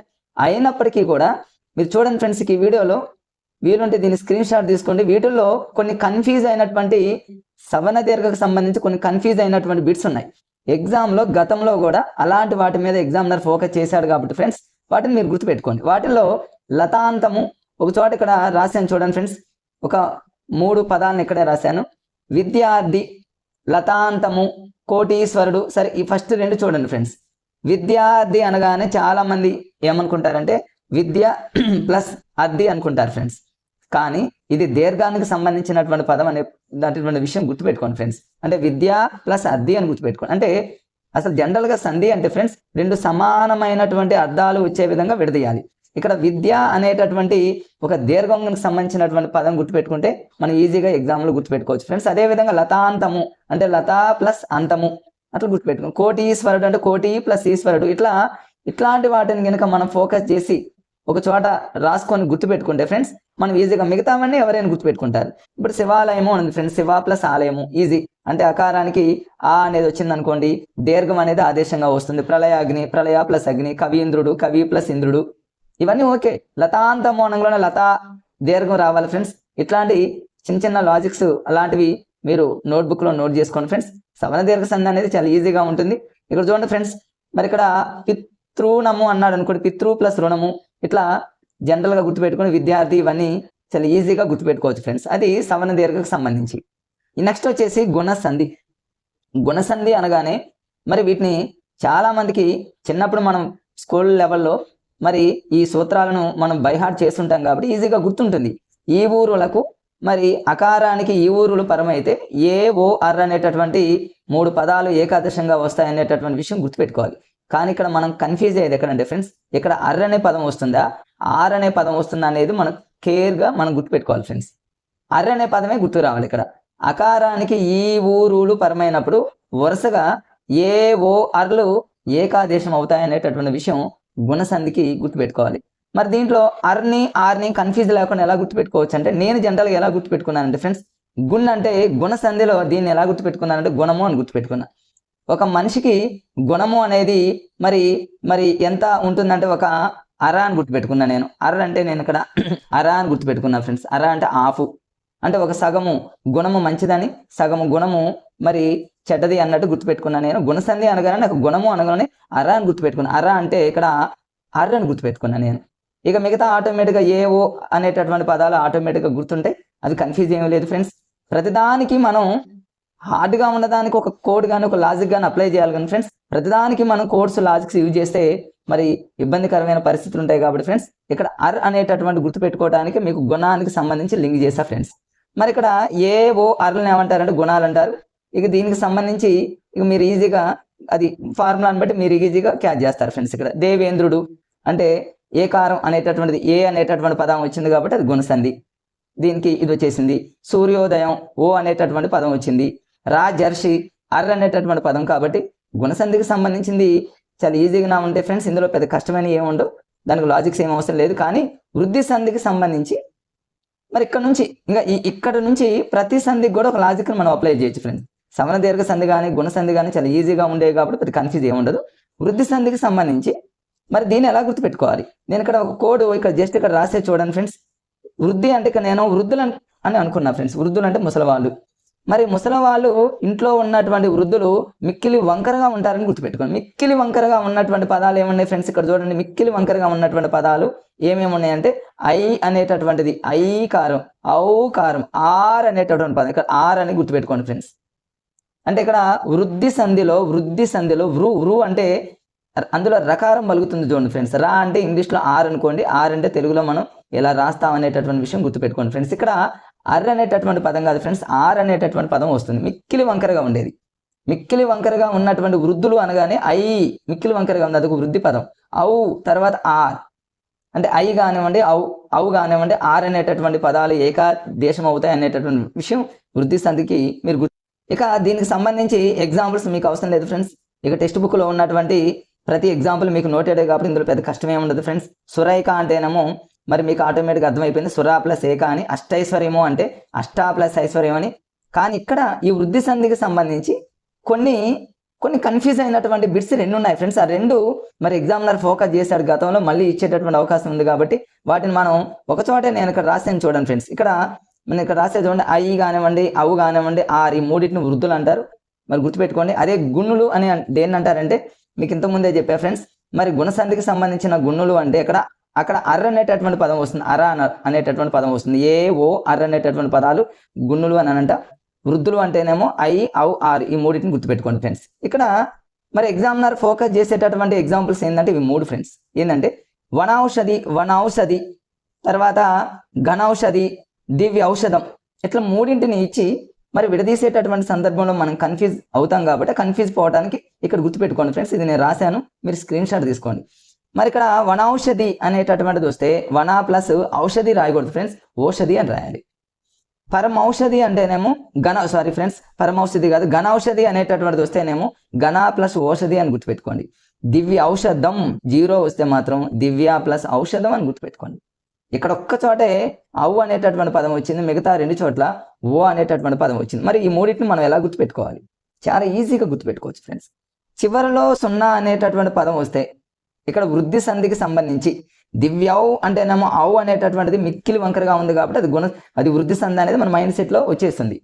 మరి ఇక్కడ మనం ఓషధి రాయాలా ఔషధం రాయాలని కన్ఫ్యూజ్ కానవసరం లేదు ఫ్రెండ్స్. చివరిలో 0 ఉంది అంటే 0తోనే కన్ఫామ్గా అంతమవుతుంది. అక్కడ మనం ఏం చేస్తామంటే ఔ అనేటటువంటి పదం రాయాలి. ఔషధం, అవును చివరిలో 0 వస్తుంది అన్నట్టు మీరు అనుకోండి మైండ్లో. అవును 0 వస్తుంది అని గుర్తుపెట్టుకోండి. అవును అంటే ఔషధం. ఒకవేళ లాస్ట్లో 0 రాకపోతే మాత్రం అప్పుడు ఓషధి అనేటటువంటి విషయాన్ని మీరు గుర్తుపెట్టుకోండి ఫ్రెండ్స్. ఇక్కడ ప్రతిదీ నేను ఇక్కడ రాశాను చూడండి ఫ్రెండ్స్. ఇక్కడ రాసే పదం చివర ఇట్లుంటే దాని ఓషధి అని, 0 ఉంటే మాత్రం ఔషధం రాయాలనేటటువంటి విషయాన్ని మీరు గుర్తుపెట్టుకోండి ఫ్రెండ్స్. నెక్స్ట్ వృద్ధి సంధి తర్వాత ఫ్రెండ్స్ ప్రతి ఎగ్జాంపుల్ నేను ఇక్కడ రాశాను, స్లోగా నేను మూవ్ చేస్తున్నా ఫ్రెండ్స్. మ్యాక్సిమం ఇక్కడ ఒక బిట్ ఉంది చూడండి ఫ్రెండ్స్. వసుదైక అంటేనేమో వసుదా ప్లస్ ఏక, అది మనకి ఓకే, ఐకారం వచ్చింది కాబట్టి కన్ఫామ్గా అది మిక్కిలి వంకరగా ఉంది కాబట్టి అది వృద్ధి సంధి, నో డౌట్ ఫ్రెండ్స్. కానీ ఎగ్జామ్లో ఇది కూడా 2-3 సార్లు అడిగాడు గతంలో టెట్లో ఫ్రెండ్స్. తెలంగాణలో జరిగినటువంటి టెట్లో అడిగాడు, ఏపీలో జరుగుతున్నాడు, ప్రతి ఎగ్జామ్లో అడుగుతున్నాడు. ఏకైక అనగానే చాలామంది పొరపాటున ఆమ్రేడిత సంధి అనుకుంటారు, కానీ ఇది ఆమ్రేడిత సంధి కాదు ఫ్రెండ్స్. మరి దీన్ని ఇది ఏమవుతుందంటే వృద్ధి సంధి అవుతుంది. ఏకైక అనగానే ఏకా ప్లస్ ఏకా కాదు ఫ్రెండ్స్, ఏకా ప్లస్ ఏకా అని రాస్తాం కానీ ఆమ్రేడిత సంధి మాత్రం కాదు అని గుర్తుపెట్టుకోండి. ఇది వృద్ధి సంధి అవుతుంది. దీని లాజిక్ ఎలా గుర్తుపెట్టుకుంటారంటే నేను ఇక్కడ రాసాను చూడండి ఫ్రెండ్స్. ఏకైక అంటే వృద్ధులు ఎప్పుడూ కూడా ఏకాంతంగా ఉంటారని గుర్తుపెట్టుకోండి. వృద్ధులు ఎప్పుడూ కూడా ఏకాంతంగా ఉంటారు అంటే వృద్ధి సంధి అనుకోండి. రేపు ఎగ్జామ్లో ఏకైక అనేటటువంటి పదం ఇచ్చినా, వాడే విడదీసి ఏకా ప్లస్ ఏకా అనేటటువంటి పదం ఇచ్చినా ఏకాంతంగా ఉండేది వృద్ధులు కాబట్టి వృద్ధి సంధి, ఆమ్రేడిత సంధి కాదు అనేటటువంటి విషయం మన మైండ్ సెట్లో ఉంటే ఫ్రెండ్స్ ఎగ్జామ్లో మనం ఈజీగా మార్క్స్ మనం పొందవచ్చు ఫ్రెండ్స్. నెక్స్ట్ వచ్చేసి యనాదేశ సంధి. ఇక జనరల్గా యనాదేశ సంధి అనగానే ఇది కూడా చాలా మందికి వచ్చు, అయినప్పటికీ దీనికి చాలా లాజిక్స్గా మనం గుర్తుపెట్టుకోవచ్చు. కొత్తగా ఇంకెవరైనా మరి ప్రిపేర్ అయ్యే వాళ్ళు ఎవరైనా ఉంటే యనాదేశ సంధిని ప్రతిదీ నేను ఇక్కడే రాశాను చూడండి ఫ్రెండ్స్. యనాదేశ సంధి అంటే ఇక్కడ నేను జూమ్ చేసి మీకు చూపిస్తాను, అందులోనే ఉంది. యా అనేటటువంటి పదం తీసుకుంటే యావారాలు వస్తే దాన్ని ఎన్నులు అని అంటారు. తర్వాత దీన్ని అసలు జనరల్గా ఎలా గుర్తుపెట్టుకుంటారని చూడండి ఫ్రెండ్స్. నేను చిన్న ఒక లాజిక్ రాశాను నేను ఇక్కడ. ఆ లాజిక్ ఏంటంటే ఒకసారి మీరు ఇటు చూడండి ఫ్రెండ్స్. యనాదేశ సంధికి సంబంధించి నేను ఒక చిన్న ఒక హాస్యంగా నేను ఆ రోజులు అట్లా నోట్ చేసుకున్నా. ఇది నా మెటీరియల్ ఫ్రెండ్స్. నా మెటీరియల్లో మరి నాకు జస్ట్ అట్లా హాస్యంగా కొన్ని గుర్తుపెట్టుకొని చదువుకున్నా, నాకు కొంచెం ఈజీగా ఉండటం కోసం నేను ఏం రాసుకున్నానంటే కోడు ఇక్కడ రాసుకున్నా చూడండి. యనాదేశ సంధి అనుకుంటే అక్కడ నాకు మైండ్ సెట్లో రావడానికి యనాదేశ సంధి అంటే నేను ఎలా గుర్తుపెట్టుకున్నానంటే యనాదేశ సంధి అంటే యవ్వారాలు అని గుర్తుపెట్టుకున్నా. సహజంగా చూడండి ఈ ఊరోళ్ళకు అంటే ఈ ఊరోళ్ళకి అది ఏ ఊరైనా కావచ్చు, జస్ట్ హాస్యంగా ఫ్రెండ్స్, ఈ ఊరోళ్ళకి యవ్వారాలు కావాలి అని గుర్తుపెట్టుకుని అది కోడ్ లాగా రాసుకున్నా. ఈ ఊరోళ్ళకు అంటేనేమో ఈ ఊరు, ఇక్కడ చూడండి ఈ ఊరులకు మరి యవ్వారాలు కావాలి. యవ్వారాలు అంటేనేమో యావారాన్ని అట్లా హాస్యంగా వెంటనే రావడం కోసం ఫ్రెండ్స్. ఈ ఊరులకు యావారాలు అనే పదం గుర్తుకు రానప్పుడు యనాదేశ సంధినేమో యవ్వారాలు అనుకున్నాను, ఈ ఊరోళ్ళకు యవ్వారాలు కావాలని గుర్తుపెట్టుకున్నా. యవ్వారాలను ఏమంటారంటే ఎన్నులు అనేటటువంటి జస్ట్ ఒక హాస్యంగా నేను గుర్తుపెట్టుకున్నా. మొత్తానికి ఇక్కడ నోట్ చేసా ఫ్రెండ్స్, ఈ ఊరోళ్ళకు యవ్వారాలు కావాలి అట్లా ఏదో హాస్యంగా గుర్తుపెట్టుకున్న ప్రతిదీ మీకు ఇంకా వచ్చేస్తాయి. ఇక అత్యంత యకారం వచ్చేసింది. ఇక యవ్వారాలన్నీ యనాదేశ సంధి. అత్యంత, ప్రత్యుత్తరం, గురువాజ్ఞ, తర్వాత వచ్చేసి పిత్రాంశ, మరి ఇట్లా అన్ని అందులో ప్రతిదీ మీకు ఇవన్నీ వచ్చేస్తాయి ఫ్రెండ్స్. ఇందులో మరి అభ్యున్నతి ఇవన్నీ కన్ఫ్యూజ్ ఉండవు. యకారం, అన్వస్త్రం, అను ప్లస్ అస్త్రం, మరి ఇట్లా వకారం వచ్చింది కాబట్టి ఇట్లా అవన్నీ ఈజీగానే గుర్తుపెట్టవచ్చు ఫ్రెండ్స్. ఈ ఊరులకు యవ్వారాలు కావాలి అనేటటువంటి లాజిక్ గుర్తుపెట్టుకోండి. అంతకుముందు వృద్ధి సంధి అంటేనేమో వృద్ధులు అంటేనేమో మిక్కిలి వంకరగా ఉండేవాళ్ళు అంటేనేమో ఐ వంకరగా ఉంది, ఔ వంకరగా ఉంది, ఆర్ అనేటటువంటి పదాన్ని గుర్తుపెట్టుకుంటే ఉంది. అదే అర్ అనేటటువంటిది ఎక్కడ వస్తుందంటే ఫ్రెండ్స్ గుణసంధిలో వస్తుంది. గుణ అంటేనేమో గుణము అరే ఉంటుంది కాబట్టి అర్ అనేటటువంటి ఏఓ అర్ అక్కడ దాన్ని అట్లా గుర్తుపెట్టుకుంటే కొంచెం ఫాస్ట్గా మనం టైం అనేది సేవ్ అవుతుంది ఫ్రెండ్స్. నెక్స్ట్ అనునాసిక సంధి ఫ్రెండ్స్. మరి అనునాసిక సంధి అనగానే ముక్కుకి సంబంధించి పలికేది ఇవన్నీ అందరికీ తెలుసు. మరి ఇక్కడ కచ్చట తబలకు మరి ఈ ముక్కుతో పలికేటటువంటి పదాలు ఏకాదేశం అవుతాయి. దీంట్లో ఏం కన్ఫ్యూజ్ ఏమి ఉండదు ఫ్రెండ్స్, ప్రతి ఒక్కళ్ళు దీన్ని గుర్తిస్తారు, దీనికి ఏమి లాజిక్ ఏమి అవసరం లేదు. మరి చుత్వ సంధి ఇది గతంలో దీని మీద కూడా బిట్స్ అడిగాడు టెట్లో అట్లాంటి వాటిలలో. మరి చుత్వ సంధిని ఎలా గుర్తుపెట్టుకోవాలి? చుత్వ సంధి అనగానే చాలా మందికి సకార తవర్గాలకు షకార చవర్గాలకు పరమైతే షకార చవర్గాలు వస్తాయి. ఇది ఓకే, చూడగానే వెంటనే గుర్తుపెట్టుకోవడానికి ఒక చిన్న నేను లాజిక్ ఒకటి రాసుకున్నా ఫ్రెండ్స్. చుత్వ సంధికి లాజిక్ నేను రాసుకున్న లాజిక్ ఏంటంటే చుత్వ అంటే ఏంటంటే ఫ్రెండ్స్ స్తుతించడం అని గుర్తుపెట్టుకున్నా. దేవుణ్ణి ఏం చేస్తారంటే స్తుతిస్తారు. మరి దేవుణ్ణి స్తుతించేటప్పుడు ఏం చేస్తారు? ఎవరంటేనేమో జగజ్జననేగా ఫ్రెండ్స్, జగజ్జననిని స్తుతిస్తారని గుర్తుపెట్టుకున్నా. జగజ్జనని అంటేనేమో జగత్ ప్లస్ జనని. ఇక్కడ నేను రాసా చూడండి, ఆ ఒక్క పదం గుర్తొస్తే మొత్తం మీకు అన్ని ఎగ్జాంపుల్స్ వస్తాయి ఫ్రెండ్స్. జగజ్జననిని స్తుతిస్తారు కాబట్టి జగత్ ప్లస్ జనని అనేటటువంటి లాజిక్ గుర్తొస్తే ఇక అన్ని ఎగ్జాంపుల్ చూడండి. ఇక్కడ నిశ్చింత జగత్ జనని అన్నాం మనం. ఇక్కడ నిశ్చింత అనగానే నిస్ చింత, సచ్చరిత్ర సత్ప్రచరిత్ర చూడండి చివరిలో ఇట్లా మనకి జగత్ అట్లా అన్నీ ఉన్నాయి కాబట్టి మనం ఈజీగా క్యాచ్ చేయొచ్చు ఫ్రెండ్స్. తర్వాత జస్వ సంధి. ఈ జస్వ సంధిని ఎలా గుర్తుపెట్టుకోవాలంటే నేను ఒక చిన్న హాస్యంగా ఇక్కడ రాసే చూడండి ఫ్రెండ్స్. జస్వ సంధి అంటే జస్వత్ అనేటటువంటి ఒక పిల్లవాడు చాలా సద్గుణుడు అని గుర్తుపెట్టుకోండి. సద్గుణుడు అంటే సత్ ప్లస్ గుణుడు అనేటటువంటి పదాన్ని మీరు గుర్తుపెట్టుకోండి. ఇక అన్నీ వచ్చేస్తాయి కదా. సద్గుణుడు అనగానే జస్వత్ అనే పిల్లవాడికి మీరు లింక్ చేసుకుంటే సత్ ప్లస్ గుణుడు అనేటటువంటి పదం వస్తే ఇక అన్నీ మీకు ఈజీగా వచ్చేస్తాయి ఫ్రెండ్స్. ఇక్కడ చూడండి వాగ్దేవి అంటే వాక్ ప్లస్ దేవి అని, దిగంతం అంటే దిక్ ప్లస్ అంతమని. అంటే జనరల్గా ఏంటంటే కచర తపలకు గజర తపలు వస్తాయి అనేటటువంటి విషయం మీ అందరికీ తెలుసు. ఇవన్నీ మీరు ఈజీగా విసర్గ సంధి. నెక్స్ట్ వచ్చేసి ఫ్రెండ్స్ తెలుగు సంధులు. ఇక తెలుగు సందులు అనగానే మనందరకు అత్వసంధి అని, ఇత్వసంధి అని, ఉత్వసంధి అని ఇలా సందులో రకరకాలైనటువంటి తెలుగు సందులు ఉంటాయి. మరి ఈ మూడింటికి సంబంధించి ఈజీగానే ఉంటాయి ఫ్రెండ్స్. అత్వసంధి అంటే అత్వసంధికి సంబంధించినటువంటి ఎగ్జాంపుల్స్ మనం క్యాచ్ చేస్తాంలే, కానీ ఎగ్జామ్లో తరచుగా అడిగేటటువంటి బిట్ ఏంటంటే అత్తునకు అచ్చు పరమైతే సంధి ఏమవుతుంది అంటాడు ఫ్రెండ్స్. బహుళము అని, ఒక్కోసారి బహుళము అని, వైకల్పికం అని, నిత్య సత్యము అని ఇట్లా కన్ఫ్యూజ్ అయ్యేటటువంటి అవకాశం ఉంది. అత్వసంధి అంటేనేమో బహుళము. ఇంకోటి చూద్దాం ఫ్రెండ్స్. ఇత్వసంధి అంటేనేమో కంటిన్యూషన్లో చూడండి ఫ్రెండ్స్. ఇత్వసంధి అంటేనేమో చూడండి ఇక్కడ, ఇత్వసంధి అంటేనేమో వైకల్పికం అని అర్థం, ఇది గుర్తుపెట్టుకోవాలి. లాస్ట్లో అది ఉత్వసంధి అంటేనేమో సంధి నిత్యము. ఈ మూడింటిని గుర్తుపెట్టుకోవాలి. ఈ మూడింటిని లాజిక్గా ఎలా గుర్తుపెట్టుకుంటామంటే ఇక్కడ నేను రాస్తా చూడండి ఫ్రెండ్స్. అత్వసంధి, ఇత్వసంధి, ఉత్వసంధి. అత్వసంధి అంటేనేమో మనం జనరల్గా ఈ రోజు గుర్తుండొచ్చు ఏమని, బహుళము అని. ఇత్వసంధి అంటేనేమో వైకల్పికము అని, ఉత్వసంధి అంటేనేమో నిత్యము అని. ఈ మూడింటిని గుర్తుపెట్టుకోవడానికి మీరు ఎలా గుర్తుపెట్టుకుంటారంటే భవానీ అనేటటువంటి అమ్మాయికి ఈ 3 సందులు నేర్పాము అని గుర్తుపెట్టుకోండి. లేదా భవానీ అనేటటువంటి అమ్మాయి అత్వ, ఇత్వ, ఉత్వ 3 సందులు నేర్చుకుందని గుర్తుపెట్టుకోండి. ఇప్పుడు చూడండి, భవానీ అంటేనేమో బహుళము అని గుర్తుపెట్టుకోండి, ఇది అత్వసంధి.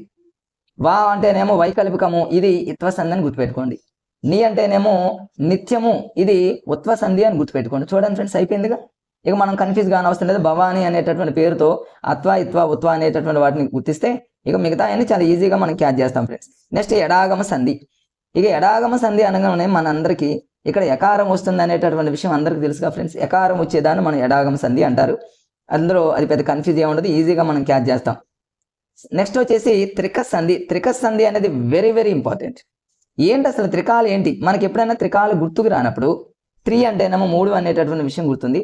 ఆ 3 నేను ఇక్కడ రాసా చూడండి ఫ్రెండ్స్. త్రిక సంధిని అక్కడ, ఇక్కడ, ఎక్కడ ఈ మూడింటిని అలా గుర్తుపెట్టుకోండి. 3 అంటేనేమో 3 పదాలు. ఏంటి ఆ 3 పదాలు? అక్కడ, ఇక్కడ, ఎక్కడ. అక్కడ, ఇక్కడ, ఎక్కడ అని గుర్తుపెట్టుకోండి. అంటే అక్కడ అంటేనేమో ఆ అనే పదం వచ్చింది, ఇక్కడ అంటేనేమో ఈ అనే పదం వచ్చింది, ఎక్కడ అంటేనేమో ఏ అనే పదం వచ్చింది. ఆ 3 పదాలను మనం గుర్తుపెట్టుకుంటే ఇక మనకు దీర్ఘాలు అనమాట. ఇక్కడ అక్కడ అంటేనేమో ఆ అనేటటువంటి దీర్ఘం గుర్తుపెట్టుకోండి, ఇక్కడ అంటేనేమో ఈ అనే దీర్ఘం గుర్తుపెట్టుకోండి, ఎక్కడ అంటేనేమో ఏ అనే దీర్ఘం గుర్తుపెట్టుకోండి. రేపు ఎగ్జామ్లో ఈ క్రింది వానిలో త్రిక సంధికి సంబంధించినది కాదు అంటాడు, లేదా త్రిక సంధికి సంబంధించినటువంటి మరి ఆ సర్వనామాలలో ఒకటి ఏందని లేనిదని గుర్తుపట్టమన్నప్పుడు కన్ఫ్యూజ్ అయ్యే సందర్భం ఉంటుంది. కాబట్టి ఫ్రెండ్స్ అక్కడ, ఇక్కడ, ఎక్కడ అని గుర్తుపెట్టుకుంటే ఆ, ఈ, ఏ ఆ మూడింటిని త్రికాలు అంటారు అనేటటువంటి విషయం గుర్తుపెట్టుకోండి. ఇది చాలా ఈజీ. ఇది జనరల్గా ఇవన్నీ మీరు చదువుకుంటారు ఫ్రెండ్స్. త్రికంబం మీది అసంయుక్త హల్లునకు ద్విత్వం బహుళముగా నగును. ఇట్లా మీరు ద్విరుక్తంబనకు హల్లు పరమైనప్పుడు ఆచికంబగు దీర్ఘమునకు రస్వంబగని ఇట్లా ఇవన్నీ మీరు చదువుకుంటారు. కానీ ఎగ్జామ్లో అలాంటివి ఇవ్వకుండా ఎగ్జాంపుల్స్ ఇస్తారు. కాబట్టి త్రిక సంధి అంటే ఆ 3 లెటర్స్ రావాలి ఫ్రెండ్స్. స్టార్టింగ్లో ఆ 3 వస్తారు. ఆ 3 లెటర్స్ ఆ కానివ్వండి, ఈ కానివ్వండి, ఏ కానివ్వండి, 3 పదాలు స్టార్టింగ్లో వస్తే అది త్రిక సంధి. చూడండి, ఆ అనే పదం వచ్చింది, తర్వాత ఈ అనే పదం వచ్చింది, ఏ అనే పదం వచ్చింది. ఇక మన సంధిని విడదీసేటప్పుడు జనరల్గా మనకు అర్థం అవుతుంది. అట్లా మనం విడదీసేటప్పుడు ఆ, ఈ, ఏ అనేటటువంటి 3 పదాలు వస్తే అది ఖచ్చితంగా త్రిక సంధి అవుతుంది అనేటటువంటి విషయం మన అందరికీ తెలుసు ఫ్రెండ్స్. నెక్స్ట్ వచ్చేసి సరళాదేశ సంధి. ఇది చాలా ఇంపార్టెంట్. దీనిపైన ఒక సంధి ఉంటుంది, అది అంత ఇంపార్టెంట్ కాదు, అందుకని దాన్ని మూవ్ చేసా ఫ్రెండ్స్. సరళాదేశ సంధికి మరో పేరు ఏంటంటే ఫ్రెండ్స్ ధృత ప్రకృతిక సంధి. మరి దీన్ని సరళాదేశ సంధినే ధృత ప్రకృతిక సంధి అని తెలియని వాళ్ళు చాలా మంది ఉంటారు. దాన్ని గుర్తుపెట్టుకోవాలి. సరళాదేశ సంధి అంటే ఫ్రెండ్స్ సరళాలు రావటం అంటే మరి పరుషాలకు సరళాలు ఆదేశంగా వస్తే సరళాదేశ సంధి అంటారు. దాన్ని ధృత ప్రకృతిక సంధి అని మనం ఎలా గుర్తుపెట్టుకోవాలి? చాలా ఈజీగా గుర్తుపెట్టుకోవచ్చు ఫ్రెండ్స్. సరళ అంటే సరళ అనేటటువంటి అమ్మాయి చాలా దూరంలో ఉంది అని గుర్తుపెట్టుకోండి. ధృత అంటేనేమో దూరంగా ఉందని గుర్తుపెట్టుకోండి. లేదా సరళ అనేటటువంటి ఒక అమ్మాయి, మీరు ఇంకా ఈ ధృత ప్రకృతిక సంధికి లింక్ చేసుకోండి. సరళ అనేటటువంటి అమ్మాయిని ఈ సంధితో మీరు ఏం చేస్తారండి ఫ్రెండ్స్? మరి సరళాదేశ సంధికి సంబంధించి చిన్న లాజిక్ ఒకటి నేను రాశాను ఫ్రెండ్స్, అది చూడండి. అదొక్కటి మీరు నోట్ చేసుకుంటే చాలా ఈజీగా మీరు ఎన్ని ఎగ్జాంపుల్స్ ఇచ్చినా కూడా ఆన్సర్లు పెట్టేయచ్చు. సరళ అనేటటువంటి అమ్మాయి ఏం చేస్తుందంటే ప్రతిరోజు పూచెన్ కలువలను పెట్టుకుంటుందని గుర్తుపెట్టుకోండి. పూచెన్ కలువలు అంటేనా పూచెన్ ప్లస్ గలువలు అంటాం కాబట్టి మనకు అదొక్కటి గుర్తొస్తే అన్ని ఎగ్జాంపుల్స్ అన్ని మనం నోట్ చేసుకోవచ్చు ఫ్రెండ్స్. చూడండి ఇక్కడ, ఇక చూడండి, ఇవన్నీ కూడా మరి వేదికను చూచు ఇట్లా ఇవన్నీ కూడా ఈ ఎగ్జాంపుల్స్ అన్ని చూడండి. పూచెన్ గలువలు ఇవన్నీ కూడా మనకి ఈజీగా గుర్తుండటం కోసం సరళ అనేటటువంటి అమ్మాయి ధృత ప్రకృతికి సంధి అంటేనేమో చాలా దూరంగా ఉందని గుర్తుపెట్టుకోండి, లేకపోతే ఆ అమ్మాయి ఒక దోత అని గుర్తుపెట్టుకోండి. ఈ సరళ అనేటటువంటి అమ్మాయి పూచెన్ కలువలను రెగ్యులర్గా పెట్టుకుంటుంది కాబట్టి అలా మీరు ఎగ్జాంపుల్ ద్వారా అన్నింటిని గుర్తుపెట్టుకోవచ్చు ఫ్రెండ్స్. ఇవన్నీ మీకు తెలిసిందే. తర్వాత గసరదావాదేశ సంధి అంటే మన అందరికీ తెలుసుగా ఫ్రెండ్స్. కచట తపలకు ఆటోమేటిక్గా గసడ దవల ఆదేశంగా వస్తాయి. అది పెద్ద కష్టమేమి కాదు. గసడ దవ ఆదేశ సంధి అంటే దీన్ని గుర్తుపెట్టుకోవటానికి ఫ్రెండ్స్, ప్రథమ మీది పరుషాలకు గసడ దవల ఆదేశంగా వస్తాయని గుర్తుపెట్టుకోవటానికి డా అంటే ఇక్కడ డూము ఊలు అని గుర్తుపెట్టుకోండి. డూము ఊలు అంటే ప్రథమా విభక్తి కాబట్టి అలా గుర్తుపెట్టుకోవటానికి అనమాట. తర్వాత దా అనే పదం తీసుకుంటే ద్వంద్వ సమాసంలో వస్తుంది అనేటటువంటి విషయాన్ని గుర్తుపెట్టుకోండి. ఇది చూడండి, ప్రథమా విభక్తి ప్రత్యయాలంటే ఇట్లా డూము ఊలు లాగా మీరు గుర్తుపెట్టుకుంటే ఈజీగా గుర్తొస్తుంది ఫ్రెండ్స్. సో ఇక్కడ కచట దవలకు ఆటోమేటిక్గా గసడ దవలు వస్తాయి కాబట్టి దాన్ని ఈజీగా మీరు గుర్తుపెట్టుకోవచ్చు. ఇక ద్వంద్వ సమాసం ఇవన్నీ కూడా అక్కడ ఉన్నటువంటి నేను చెప్పినటువంటి లాజిక్స్ అన్ని గుర్తుపెట్టుకోవచ్చు ఫ్రెండ్స్. ఇట్లా నెక్స్ట్ పుంపవాదేశ సంధి. పుంపవాదేశ సంధి అనగానే మనకు చాలా ఈజీగా దీన్ని గుర్తుపెట్టుకోవచ్చు ఫ్రెండ్స్. పుంపవాదేశ సంధి అంటే ఫ్రెండ్స్ ఇక్కడ పు అనేటటువంటి లెటర్ వస్తుంది, అది మనందరికీ తెలుసు, ఈజీగా దాన్ని క్యాచ్ చేస్తాం. అంటే మూవ్ అనేటటువంటిది పోయి పు అనేటటువంటి పదం వస్తుంది, అది పెద్ద కష్టమేం కాదు. కానీ ఫ్రెండ్స్ ఈ ద్విరుక్త డకార సంధి అనేది ఒకటి చాలా ఇంపార్టెంట్. ఓకే, ద్విరుక్త డకార సంధి అంటే అందరికీ తెలుసు, కురు చిరు కడు నడు నిడు శబ్దాల డాలకు అచ్చు పరమైనప్పుడు ద్విరుక్త డకారం వస్తుంది అనేటటువంటి విషయం మన అందరికీ తెలుసు ఫ్రెండ్స్. ఇందులో ఇక ద్విరుక్త డకారం వస్తుంది అంటే కుట్టుసురు ఉందనుకోండి ఫ్రెండ్స్, మీరు ఇప్పుడు కురు ప్లస్ ఉసురు అని, చిట్టెలుక అంటేనేమో చిరు ప్లస్ ఎలుక అనేది పెద్ద కష్టమేమి కాదు. ప్రతి ఒక్కరు దీన్ని ఈజీగా ఎగ్జామ్లో పెట్టేస్తారు ఫ్రెండ్స్. ఇక్కడ ఆమ్రేడిత సంధి ఇంతకుముందు నేను చెప్పా ఏకైక అని. ఆమ్రేడిత సంధి అంటే ఒకే పదం 2 సార్లు రావటం, అంటే 2 సార్లు పలికినప్పుడు రెండవసారి పలికిందాన్ని ఆమ్రేడితం అంటారు. దాన్ని మీరు ఈజీగా గుర్తుపెట్టుకోవచ్చు ఫ్రెండ్స్. ఆమ్రేడిత అంటే ఒకటి గుర్తుపెట్టుకోండి ఫ్రెండ్స్, ఒక పదం రిపీట్ అవుతుంది, 2 సార్లు పలికినప్పుడు రెండోసారి పలికిందాన్ని ఆమ్రేడిత సంధి అంటారు. మరి 2 సార్లు పలకటం అంటే దీన్ని ఎలా గుర్తుపెట్టుకుంటారంటే ఆమ్రేడిత అంటే అమ్మ అని గుర్తుపెట్టుకోండి. మన అమ్మ చిన్నప్పుడు మనల్ని పిలుస్తుంది, 2 సార్లు పిలుస్తుంది, ఒకసారి పిలుస్తుంది, మనం పలకం రెండోసారి పిలుస్తుంది అని గుర్తుపెట్టుకోండి ఫ్రెండ్స్. అమ్మ అని కానివ్వండి లేకపోతే ఆమె అని కానివ్వండి 2 సార్లు పిలుస్తుంది అనే లాజిక్ గుర్తుపెట్టుకుంటే 2 సార్లు వస్తుంది. ఔరా ప్లస్ ఔరా, ఔరౌరా, ఏమేమి, ఊరూరు, అరేరే ఇవన్నీ కూడా వస్తాయి. బట్ ఏకైక అనేది మాత్రం ఏకాంతంగా ఉండేది వృద్ధులు కాబట్టి అది వృద్ధి సంధి అవుతుంది ఫ్రెండ్స్. దాన్ని అక్కడ గుర్తుపెట్టుకోవడానికి ట్రై చేయండి ఫ్రెండ్స్. నెక్స్ట్ వచ్చేసి ఇక్కడ టుగాగమ సంధి. టుగాగమ సంధి అంటేనేమో ఇక్కడ టుగారం వస్తుంది, ఇది పెద్ద కష్టమేం కాదు, టు అనేటటువంటి పదంతో మిక్స్ అవుతుంది. రుగాగమ అన్నా కూడా మీకు ఈజీ ఫ్రెండ్స్. రుగాగమ సంధిని దీనికి సంబంధించినటువంటి మరి ఫార్ములా మీ అందరికీ తెలుసు ఫ్రెండ్స్. మరి పేద, తర్వాత భేద, తర్వాత జావ, కొమ, తర్వాత ఐదవ, బాలెంత, ఇలాంటి పదాలన్నీ కూడా పేదాది శబ్దాలు. ఇలాంటి పదాలు కనుక మనకు పూర్వం అంటే స్టార్టింగ్లో కనుక వచ్చినట్లయితే దాన్ని మనం ఏమంటామంటే రుగాగమ సంధి అంటారు ఫ్రెండ్స్. దీనికి జనరల్గా ఒక కోడు హాస్యంగా రాసా, కొంచెం చూడండి ఫ్రెండ్స్. ఏంటంటే రుగాగమ అంటే రోగాలను గుర్తుపెట్టుకున్నారు. రోగాలు సహజంగా రోగాలు వచ్చేటటువంటి వాళ్ళకి ఎవరికి వస్తాయంటే పేదవారికి రోగాలు వస్తాయని గుర్తుపెట్టుకోండి. పేదరాలకి రోగాలు వస్తాయని గుర్తుపెట్టుకున్నాము, వాళ్ళకి వస్తాయని గుర్తుపెట్టుకోండి. తర్వాత బేదరాలకి వస్తాయి, గుణవంతులకు కూడా కొంతమంది రోగాలు వస్తాయని గుర్తుపెట్టుకోండి. అంటే ఈ రోగాలు రావటం అనేటటువంటిది పేదవాళ్ళకి వస్తాయి అనేటటువంటి విషయాన్ని మీరు గుర్తుపెట్టుకుంటే ఆటోమేటిక్గా పేద, భేద ఇట్లాంటివన్నీ కూడా మీకు ఫాస్ట్గా వస్తాయి ఫ్రెండ్స్. రుగాగమానంలోనే రోగాలను గుర్తుపెట్టుకోండి, పేదాది శబ్దాలు అనేటటువంటి ఆ పదాలన్నీ మీకు మైండ్ సెట్లోకి వస్తాయి ఫ్రెండ్స్. అది ఒకటి స్క్రీన్ షాట్ తీసుకొని వీలుంటే నోట్ చేసుకోండి ఫ్రెండ్స్. ఇవన్నీ పేద ప్లస్ ఆలు ఇవన్నీ చూడండి, ఇవన్నీ రోగాలకు సంబంధించి అని హాస్యంగా గుర్తుపెట్టుకోండి ఫ్రెండ్స్. నెక్స్ట్ వచ్చేసి ఇక దుగాగమ సంధి. దుగాగమ అంటేనేమో దు అనేటటువంటి పదంతో వస్తుంది. నుగాగమ సంధి కూడా ఇవన్నీ ఈజీ ఫ్రెండ్స్, పెద్ద కష్టమేమి కాదు ఇవన్నీ. తర్వాత పడ్వాది సంధి, ఇది ఒకటి చాలా ఇంపార్టెంట్. మరి పడ్వాది సంధిని ఎలా గుర్తుపెట్టుకోవాలి ఫ్రెండ్స్? దీన్ని ఎలా గుర్తుపెట్టుకుంటారంటే పడ్వాది సంధిని ఎలా గుర్తుపెట్టుకుంటారంటే ఒక చిన్న హాస్యంగా ఒక లాజిక్ రాశాను నేను. ఎవరైనా సహజంగా క్రింద పడ్డారనుకోండి ఫ్రెండ్స్, వాళ్ళు ఏమవుతారంటే వాళ్ళు కింద పడి భయపడతారని గుర్తుపెట్టుకోండి. భయపడు అంటే భయము ప్లస్ పడు, ఆ ఒక్క లాజిక్ గుర్తుపెట్టుకుంటే. భయపడేది ఎప్పుడు? కింద పడ్డప్పుడు. కింద పడుతున్నాం అంటే పడ్వాది దేశ సంధి. అంటే భయము ప్లస్ పడు, భయపడు కాబట్టి మిగతా అన్ని పదాలు వస్తాయి ఫ్రెండ్స్. అంటే దానికి సంబంధించినటువంటి పదాలు పడు అని కానీ, పడి కానీ, పట్టే కానీ, పాటు కానీ, పెట్టు కానీ ఇలాంటి పదాలన్నీ కూడా మరి పడ్వాది సంధి కింద పడ్డప్పుడు మనకు ఇవన్నీ మనకు గుర్తొస్తాయి కాబట్టి ఫ్రెండ్స్ వాటికి సంబంధించి చూడండి. మీరు ఏ ఎగ్జాంపుల్ అయినా తీసుకోండి ఫ్రెండ్స్. కష్టపడి పడి కింద పడ్డం, అట్లా పట్టే కింద పడ్డప్పుడు పట్టుకోవడం అన్నట్టు గుర్తుపెట్టుకోండి. భయపడు, భయము ప్లస్ పడు ఇవన్నీ కూడా క్రింద పడ్డప్పుడు కాబట్టి పడ్వాది దేశ సంధి అన్నట్టు గుర్తుపెట్టుకోండి. ఇక నెక్స్ట్ లొలానల సంధి. ఈ లొలానల సంధిని ఎలా ఇప్పుడు ఈ సంధిని మీరు ఎలా లాజిక్గా గుర్తుపెట్టుకుంటారు ఫ్రెండ్స్? నేను ఇక్కడ రాశాను చూడండి. లొలానల సంధిని ఎలా గుర్తుపెట్టుకుంటారంటే చాలా చిన్న లాజిక్ను కూడా గుర్తుపెట్టుకోండి ఫ్రెండ్స్. లొలానల అంటే నేనేమనుకున్నానంటే లతా లలనలు అనేటటువంటిది మన అందరికీ తెలుసుగా ఫ్రెండ్స్, స్త్రీలు అని అర్థం. లతలు అంటే స్త్రీలు అని అర్థం. అంటే లతా లొలానల సంధి అని కూడా నేను ఆ లతలు అనేటటువంటి పదంతో గుర్తుపెట్టుకుంటే స్త్రీలు అనేటటువంటి కాన్సెప్ట్ గుర్తుకొస్తుంది. స్త్రీలు ఎప్పుడూ కూడా పుస్తకాలు బాగా చదువుతారనేటటువంటి ఆ విషయం గుర్తుపెట్టుకుంటే ఫ్రెండ్స్, పుస్తకాలు అనగానే మనకు పుస్తకము ప్లస్ లు అనేటటువంటి విడదీస్తే వచ్చేది కూడా మన మైండ్ సెట్లో ఉంటుంది కాబట్టి అలా అన్ని ఎగ్జాంపుల్స్ని మనం గుర్తుపెట్టుకోవచ్చు ఫ్రెండ్స్. ఇక లులనాల సంధి అనగానే స్త్రీలు పుస్తకాలు చదువుతారు అనేటటువంటి చిన్న విషయాన్ని మీరు గుర్తుపెట్టుకుంటే ఇక పుస్తకాలు అనగానే పుస్తకము ప్లస్ లు అని, పగడ అలా అంటేనేమో అట్లా పగడము ప్లస్ లా అని, ఇట్లా అన్ని విషయాలని మీరు ప్రతి ఎగ్జాంపుల్ని కూడా మీరు ఈజీగా గుర్తుపెట్టుకోవచ్చు ఫ్రెండ్స్. నెక్స్ట్ వచ్చేసి ప్రాతాది సంధి. ఇది అందరికీ తెలిసిందేగా ఫ్రెండ్స్. ప్రాతాది సంధి అంటే దీనికి సంబంధించి చిన్న హాస్యంగా ఒకటి పైన ఒకటి రాశాను ఫ్రెండ్స్, ఇక్కడ చూడండి. ఇక ప్రాతాది అనగానే మీరు ఎలా గుర్తుపెట్టు, ప్రాతాది అంటేనే ఇక్కడ నేను రాశాను చూడండి ఫ్రెండ్స్. ఇక్కడ ప్రాతాది అంటే ప్రాత ప్లస్ ఆది, ఆది అంటే మొదట అని అర్థం. అంటే ప్రాత అనేటటువంటి పదం కానివ్వండి, దానికి ఆపోజిట్ క్రొత్త అనేటటువంటి పదం కానివ్వండి, అట్లాంటి పదాలన్నీ కూడా ఆది అంటే మొదట్లో వస్తే దాన్ని ప్రాతాది సంధి అంటారు. జనరల్గా మనందరికీ తెలుసుగా ఫ్రెండ్స్ అవన్నీ ఏంటో, ప్రాత, దానికి ఆపోజిట్ క్రొత్త, లేత, కెంపు, చెన్ను, పువ్వు, ఇట్లాంటి పదాలన్నీ కూడా స్టార్టింగ్లో వస్తే దాన్ని మనం ప్రాతాది సంధి అని అంటాం. ఇక్కడ చాలా రకాలైనటువంటి కోడ్స్ అవన్నీ మీకు ఫ్రెండ్స్ నేను ఇక్కడ ప్రతి చోట రాశాను, వీలుంటే ఇవన్నీ చూడండి. ఇవన్నీ హెలికాప్టర్ నుంచి పూలు, ఇవన్నీ చాలా రకాలుగా మేము గుర్తుపెట్టుకోవడానికి మా రూమ్మేట్స్లో ఉన్నటువంటి మేమందరం కూడా ఒక్కొక్కరికి ఒక రకమైనటువంటి కోడ్, ఒక ఐడియా వస్తే వాటన్నింటినీ నేను మెటీరియల్లో ఆ రోజుల్లో రాసుకొని అలా ప్రిపేర్ అయ్యాయి ఫ్రెండ్స్. ప్రతిదీ మీకు ఇట్లా చూడండి, ఇక్కడ ప్రతిదీ మీకు ఇక్కడ చూపిస్తున్నా ఫ్రెండ్స్. వీలుంటే వీటిని స్క్రీన్ షాట్ తీసుకోండి ఫ్రెండ్స్.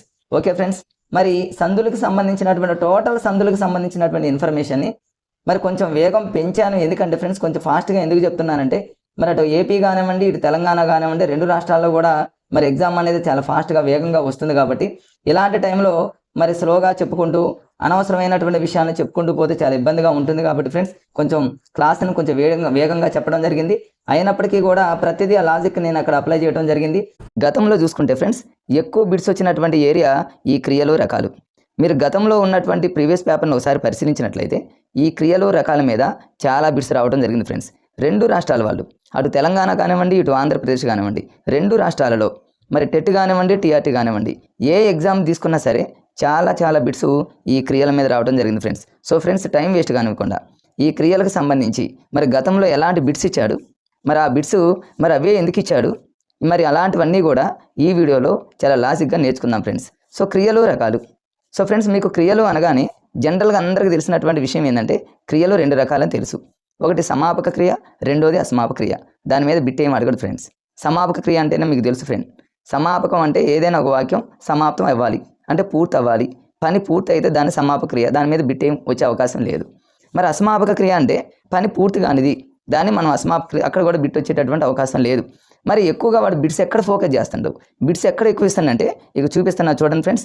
మరి అసమాపక క్రియల మీద ఎక్కువగా ఫోకస్ చేస్తాడు. క్రియలో రెండు రకాలు, సమాపక క్రియ, అసమాపక క్రియ ఫ్రెండ్స్. సమాపక క్రియ గురించి ఏమి బిట్స్ ఏం పెద్దగా రావు, వచ్చినా కూడా జనరల్గా చిన్న బిట్స్ ఉంటే పెట్టేస్తారు. బట్ ఇక్కడ అసమాపక క్రియలకు సంబంధించి మరి కొన్ని ఉన్నాయి.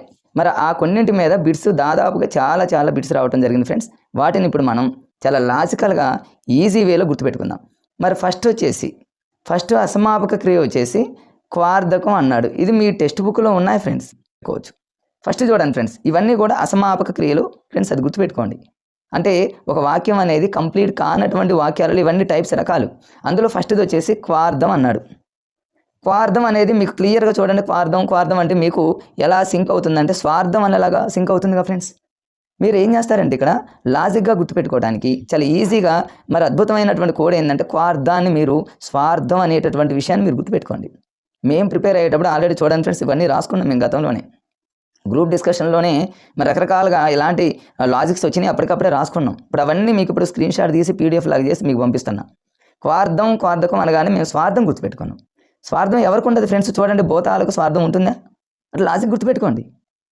రేపు ఎగ్జామ్లో భూతకాల అసమాపక క్రియ అనగానే మీరు ఒకటే లాజిక్, భూతకాల అంటే భూతాలకు స్వార్థం ఉండదు, మనుషులకు స్వార్థం ఉంటుంది కానీ ఫ్రెండ్స్ భూతాలకు స్వార్థం ఉంటుందా చూడండి. సో రేపు భూతకాల అసమాపక క్రియ క్రింది వానలో ఏది అంటే క్వార్ధం స్వార్థం అనే లాజిక్లో టక్కన పెట్టేయడమే ఫ్రెండ్స్. ఆ క్షణం వరకు గుర్తున్న చాలు, ఇక తర్వాత దాన్ని మనం పూర్తిగా మర్చిపోయిన ఇబ్బంది లేదు. కానీ ఎగ్జామ్ వరకు గుర్తుపెట్టుకోవాలంటే క్వార్ధం అంటే స్వార్థం, వేటికి స్వార్థం ఉండదు ఫ్రెండ్స్, భూతాలకు స్వార్థం ఉండదు. జస్ట్ అట్లా లాజిక్ గుర్తుపెట్టుకోండి. ఇక భూతకాల అసమాపక క్రియ అంటే ఏమేమి ఉంటాయి మనకు తెలుసుగా ఫ్రెండ్స్. మరి పాస్ట్ టెన్స్కి సంబంధించినవి ఉంటాయి, చదివి, తిని, వెళ్ళి, వచ్చి. ఇవి జనరల్గా మనం రేపు ఎగ్జామ్లో ఇలానే అడుగుతారు. చదివి అనే పదం ఇచ్చి అది ఏ అసమాపక క్రియ అంటాడు. చదివి అనగానే మీరు భూతకాలం గుర్తుపెట్టుకోవాలి. భూతాలకి ఏముండదు, స్వార్థం ఉండదు కాబట్టి క్వార్థం అనే లాజిక్ కనుక మీకు తెలిస్తే వితిన్ సెకండ్లోనే మీరు ఆన్సర్ పెట్టేస్తారు ఫ్రెండ్స్. మీరు అలా లాజిక్గా క్వార్థం అనగానే స్వార్థం అని గుర్తుపెట్టుకోండి ఫ్రెండ్స్, మీకు బిట్టు వెంటనే వస్తుంది. అంటే చూడండి, ఇక్కడ వానలు కురిసి పంటలు పండాయి అన్నాడు. ఇది ఏ అసమాపక క్రియ అంటే భూతకాల అసమాపక క్రియ. ఇది కురిసి అన్నాడు కాబట్టి భూతకాలం మనకు తెలుస్తుంది. మరి భూతకాలం అనగానే అది మరి క్వార్థం అవుతుందా, చేతార్థకం అవుతుందా, అప్యర్థకం అవుతుందా, శత్రార్థకం అవుతుందా అని ఎగ్జామ్లో ఇస్తే మీరు కన్ఫ్యూజ్ అవుతారు. చేదార్థకమా, అప్యర్థకమా, ఇవన్నీ టెక్స్ట్ బుక్లో ఉన్నాయి ఫ్రెండ్స్. శత్రార్థకమా, క్వార్థకమా, మరి బాగా కన్ఫ్యూజ్. అసలే ఎగ్జామ్ అనగానే మనం చాలా టెన్షన్తో పోతాం. ఆ టెన్షన్లో ఇలాంటి బిట్లు మిమ్మల్ని కన్ఫ్యూజ్ చేస్తాయి. ఈ బిట్టు పోతే పోయింది ఫ్రెండ్స్. దీంతో పాటు మరో 4 బిట్లు కూడా పోయే అవకాశం ఉంటుంది. ఎందుకని, అరే ఇది అనవసరంగా ఇది బాగుంటాయని ఆ రోజు నేను లాజిక్గా చదువుంటే ఖచ్చితంగా నాకు బిట్టు వచ్చేదని ఆలోచన ఉంటుంది. కాబట్టి ఆ ఛాన్స్ మీరు ఎగ్జామినర్కి ఇవ్వద్దు ఫ్రెండ్స్. ఇప్పుడే ఏది చదివినా టైం ఉంది కాబట్టి, అటు తెలంగాణ వాళ్ళకి ఇటు ఏపీ వాళ్ళకి చాలా టైం ఉంది కాబట్టి మంచిగా పద్ధతి ప్రకారంగా చాలా ప్లాన్ ప్రకారంగా చదవండి ఫ్రెండ్స్. ఖచ్చితంగా అలా చదివిన వాళ్ళు కంపల్సరిగా విజేతలు అవుతారు. నెక్స్ట్ రెండవది వచ్చేసి క్వార్థకం అంటే స్వార్థం గుర్తుపెట్టుకోండి ఫ్రెండ్స్. భూతాలకు స్వార్థం ఉండదు, ఫినిష్ అయిపోయింది. ఇక వ్యతిరేక క్వార్థం అంటే దానికి ఆపోజిట్లో ఉంటుంది కాబట్టి మీకు ఈజీగా ఉంటుంది. రెండవది వచ్చేసి చూడండి ఫ్రెండ్స్, శత్రార్థకం అన్నాడు. ఇవన్నీ టెక్స్ట్ బుక్లో ఉన్నాయి. ఏపీ నోటిఫికేషన్లో ఉంది, టీఎస్ నోటిఫికేషన్లో క్లియర్గా మెన్షన్ చేశాడు. అసలు క్రియలకు సంబంధించి బిట్ లేకుండా ఉండదు. సో శత్రార్థకం ఎన్నిసార్లు ఎగ్జామ్లో బిట్ అడిగిండో మీరు చూడండి ఫ్రెండ్స్. ప్రీవియస్ పేపర్లో నేను ఎన్నో పేపర్లు చూశాను, 94 నుంచి 1994 నుంచి. మరి ఏపీ తెలంగాణ అన్ని పేపర్లు నేను అన్ని రకాల స్కూల్ అసిస్టెంట్లు, పండిట్లు, ఎస్జిటీలు, అన్నీ నేను చూసిన తర్వాత నాకు అర్థమైంది ఏంటంటే ఈ అసమాపక క్రియల మీద ఎక్కువ బిట్స్ వస్తాయి అనేది నేను ఫైనల్గా డిసైడ్ అయిపోయాను. సో అందుకని ఈ లాజిక్స్ అనేవి ఆ రోజుల్లోనే గుర్తుపెట్టుకొని డిస్కషన్ చేసాం. శత్రార్థకం ఎలా గుర్తుపెట్టుకోవాలి, ఇది వర్తమానకాల అసమాపక క్రియ అందులోనే ఉందిగా ఫ్రెండ్స్. కోడ్ చూడండి, దీని పెద్ద కోడ్లాగా ఆలోచించాలా. శత్రార్థకం అంటే ఏంటి ఫ్రెండ్స్, శత్రువులు ఎక్కువగా ఎప్పుడు ఉన్నారంటే వర్తమాన కాలంలో. ఇప్పుడు ఎక్కువగా శత్రువులు ఉన్నారని గుర్తుపెట్టుకోండి. వర్తమాన కాలం అంటే నవేడేస్ ఈ రోజుల్లో శత్రువులు ఎక్కువగా ఉన్నారు. మరీ ముఖ్యంగా చెప్పాలంటే ఎవరికి శత్రువులు ఎక్కువగా ఉంటారంటే డిఎస్సి రాసేటటువంటి డిఎస్సి ఆస్పిరెంట్స్కి ఎక్కువ శత్రువులు ఉంటారు. ఒక్కసారి డిఎస్సి మిస్ అయితే చూడండి, ఆ ఊర్లో ఆ చుట్టుపక్కల వాళ్ళు అందరూ మీకు శత్రువులే. ఇక 1 ఇయర్ చదివాడు, డిఎస్సి ఇంకా వస్తుందా ఏంటి, డిఎస్సి రాదు పాడు, ఇంకా చదువుతూనే ఉండడు అని కామెంట్లు చేస్తూ ఉంటారు. శత్రువులు ఎక్కువగా పెరుగుతూ ఉంటారు. దాన్ని మీరు క్యాచ్ చేయాలి. ఎంతమంది శత్రువులు ఉంటే ఫ్రెండ్స్ మీకు అంత మంచి జరుగుతుంది. ఎందుకంటే మీలో కసి పెరుగుతుంది, ఏజ్ అయిపోతుందని కసి పెరుగుతుంది, జాబ్ కొట్టాలని కసి పెరుగుతుంది. ఇంతమంది నన్ను అవమానిస్తారా, ఇంతమంది నన్ను హేళన చేస్తారని మీలో ఒక కసి పెరుగుతుంది. ఆ కసిని ఒక ఆయుధంగా చేసుకొని చదవండి ఫ్రెండ్స్. దాన్ని అలా లింక్ చేసుకోండి. వర్తమాన కాలంలోనే శత్రువులు. రేపు ఎగ్జామ్లో వర్తమాన కాల అసమాపక ఏంటి, శత్రువులు. భూతాలకు ఏముండదు, స్వార్థం, క్వార్థం, ఫినిష్ అయిపోయింది. ఎగ్జాంపుల్స్ ఏవైనా వర్తమాన కాలం అంటే ఏంటి ఫ్రెండ్స్, ఇప్పుడు తింటూ వెళ్తూ ఇవన్నీ. ఇప్పుడు రేపు ఏదైనా ఒక వాక్యంలో తింటూ అన్నాడు అనుకోండి, అది వర్తమాన కాలం అంటే శత్రువులు ఎక్కువ ఉంటారు. దాన్ని ఎక్కువగా ఆలోచించకుండా సెకండ్లలో ఆన్సర్ పెట్టేటటువంటి టెక్నిక్స్ ఇలా నేర్చుకుంటే మనకి చాలా ఈజీ అయిపోతుంది ఫ్రెండ్స్ ఎగ్జామ్లో. నెక్స్ట్ చూడండి, ఈ రెండింటి తర్వాత మరొక ముఖ్యమైనది ఏముందంటే చేదర్థకం. అందులోనే క్లియర్గా ఉంది చూడండి. చేదర్థకం అంటే జీవితమే చేదు. ఎప్పుడు మన భవిష్యత్తు మొత్తం భవిష్యత్తు చేదని గుర్తుపెట్టుకోండి. భవిష్యత్తు అనేది చాలా కష్టం, చేదు, అది జనరల్గా మనం వాడుకే కదా. సో రేపు భవిష్యత్ కాల అసమాపక క్రియ అనగానే భవిష్యత్తు ఏంటి, చేదు. మరి వర్తమాన కాలం అనగానే ఏం గుర్తుపెట్టుకుంటారు, శత్రువులు, శత్రార్థకం. ఈజీ, అట్లా లాజిక్. లేదా భూతకాలం అనగానే భూతాలకు ఏముండదు, స్వార్థం ఉండదు, క్వార్థకం. అట్లా ఈజీగా గుర్తుపెట్టుకోండి ఫ్రెండ్స్. ఎన్ని ఎగ్జాంపుల్స్ నేను ఇవ్వండి, ఎన్ని ఎగ్జాంపుల్స్. వానలు కురిస్తే అంటే భవిష్యత్తులో మనకి భవిష్యత్తు ఎలా ఉంటుంది, మనకు చేదుగా ఉంటుందని గుర్తుపెట్టుకోండి. చూడండి ఫ్రెండ్స్, ఈ క్రియలకు సంబంధించి 3. ఇంకొకటి ఉంది ఫ్రెండ్స్ ఎక్స్ట్రా, దాన్ని నేను పీడిఎఫ్లో తీశాను కానీ రాలేదు, అది టెక్స్ట్ బుక్లో ఉంది. అది ఏంటంటే ఫ్రెండ్స్, మీరు కావాలంటే నోట్ చేసుకోండి. అప్యర్థకం అనేది ఇంకొక అసమాపక క్రియ ఉంది ఫ్రెండ్స్. ఏంటి అప్యర్థకం అంటే, వాడు ఎగ్జామ్లో ఏమి ఇచ్చాడంటే ఒక 2 సార్లు అడిగిండు. క్రియకు ఇనా అనే పదం చేరుతుంది. క్రియకు ఇనా అనే పదం చేరితే దాన్ని ఏమంటారు, అప్యర్థకం. టెక్స్ట్ బుక్లో క్లియర్గా ఇచ్చాడు. రేపు ఎగ్జామ్లో ఈ క్రింది వానిలో అప్యర్థకానికి సంబంధించినటువంటి వాడు ఏంది అంటే ఇనా. క్రియకు దేనిని చేరిస్తే దాన్ని అప్యర్థకం అంటారు, ఇనా. దీన్ని ఎలా గుర్తుపెట్టుకోవాలి మరి? సో మరి ఇప్పుడు అప్యర్థకాన్ని ఎలా గుర్తుపెట్టుకోవాలి? అన్నీ మనకు గుర్తున్నాయి. భవిష్యత్తు చేదు, వర్తమాన కాలం అంటే ఏంటంటే ఫ్రెండ్స్ శత్రువులు, అలా గుర్తుపెట్టుకున్నారు. భూతకాలం అంటే భూతాలకు దయ అంటే స్వార్థం ఉండదు అంటే క్వార్థకం.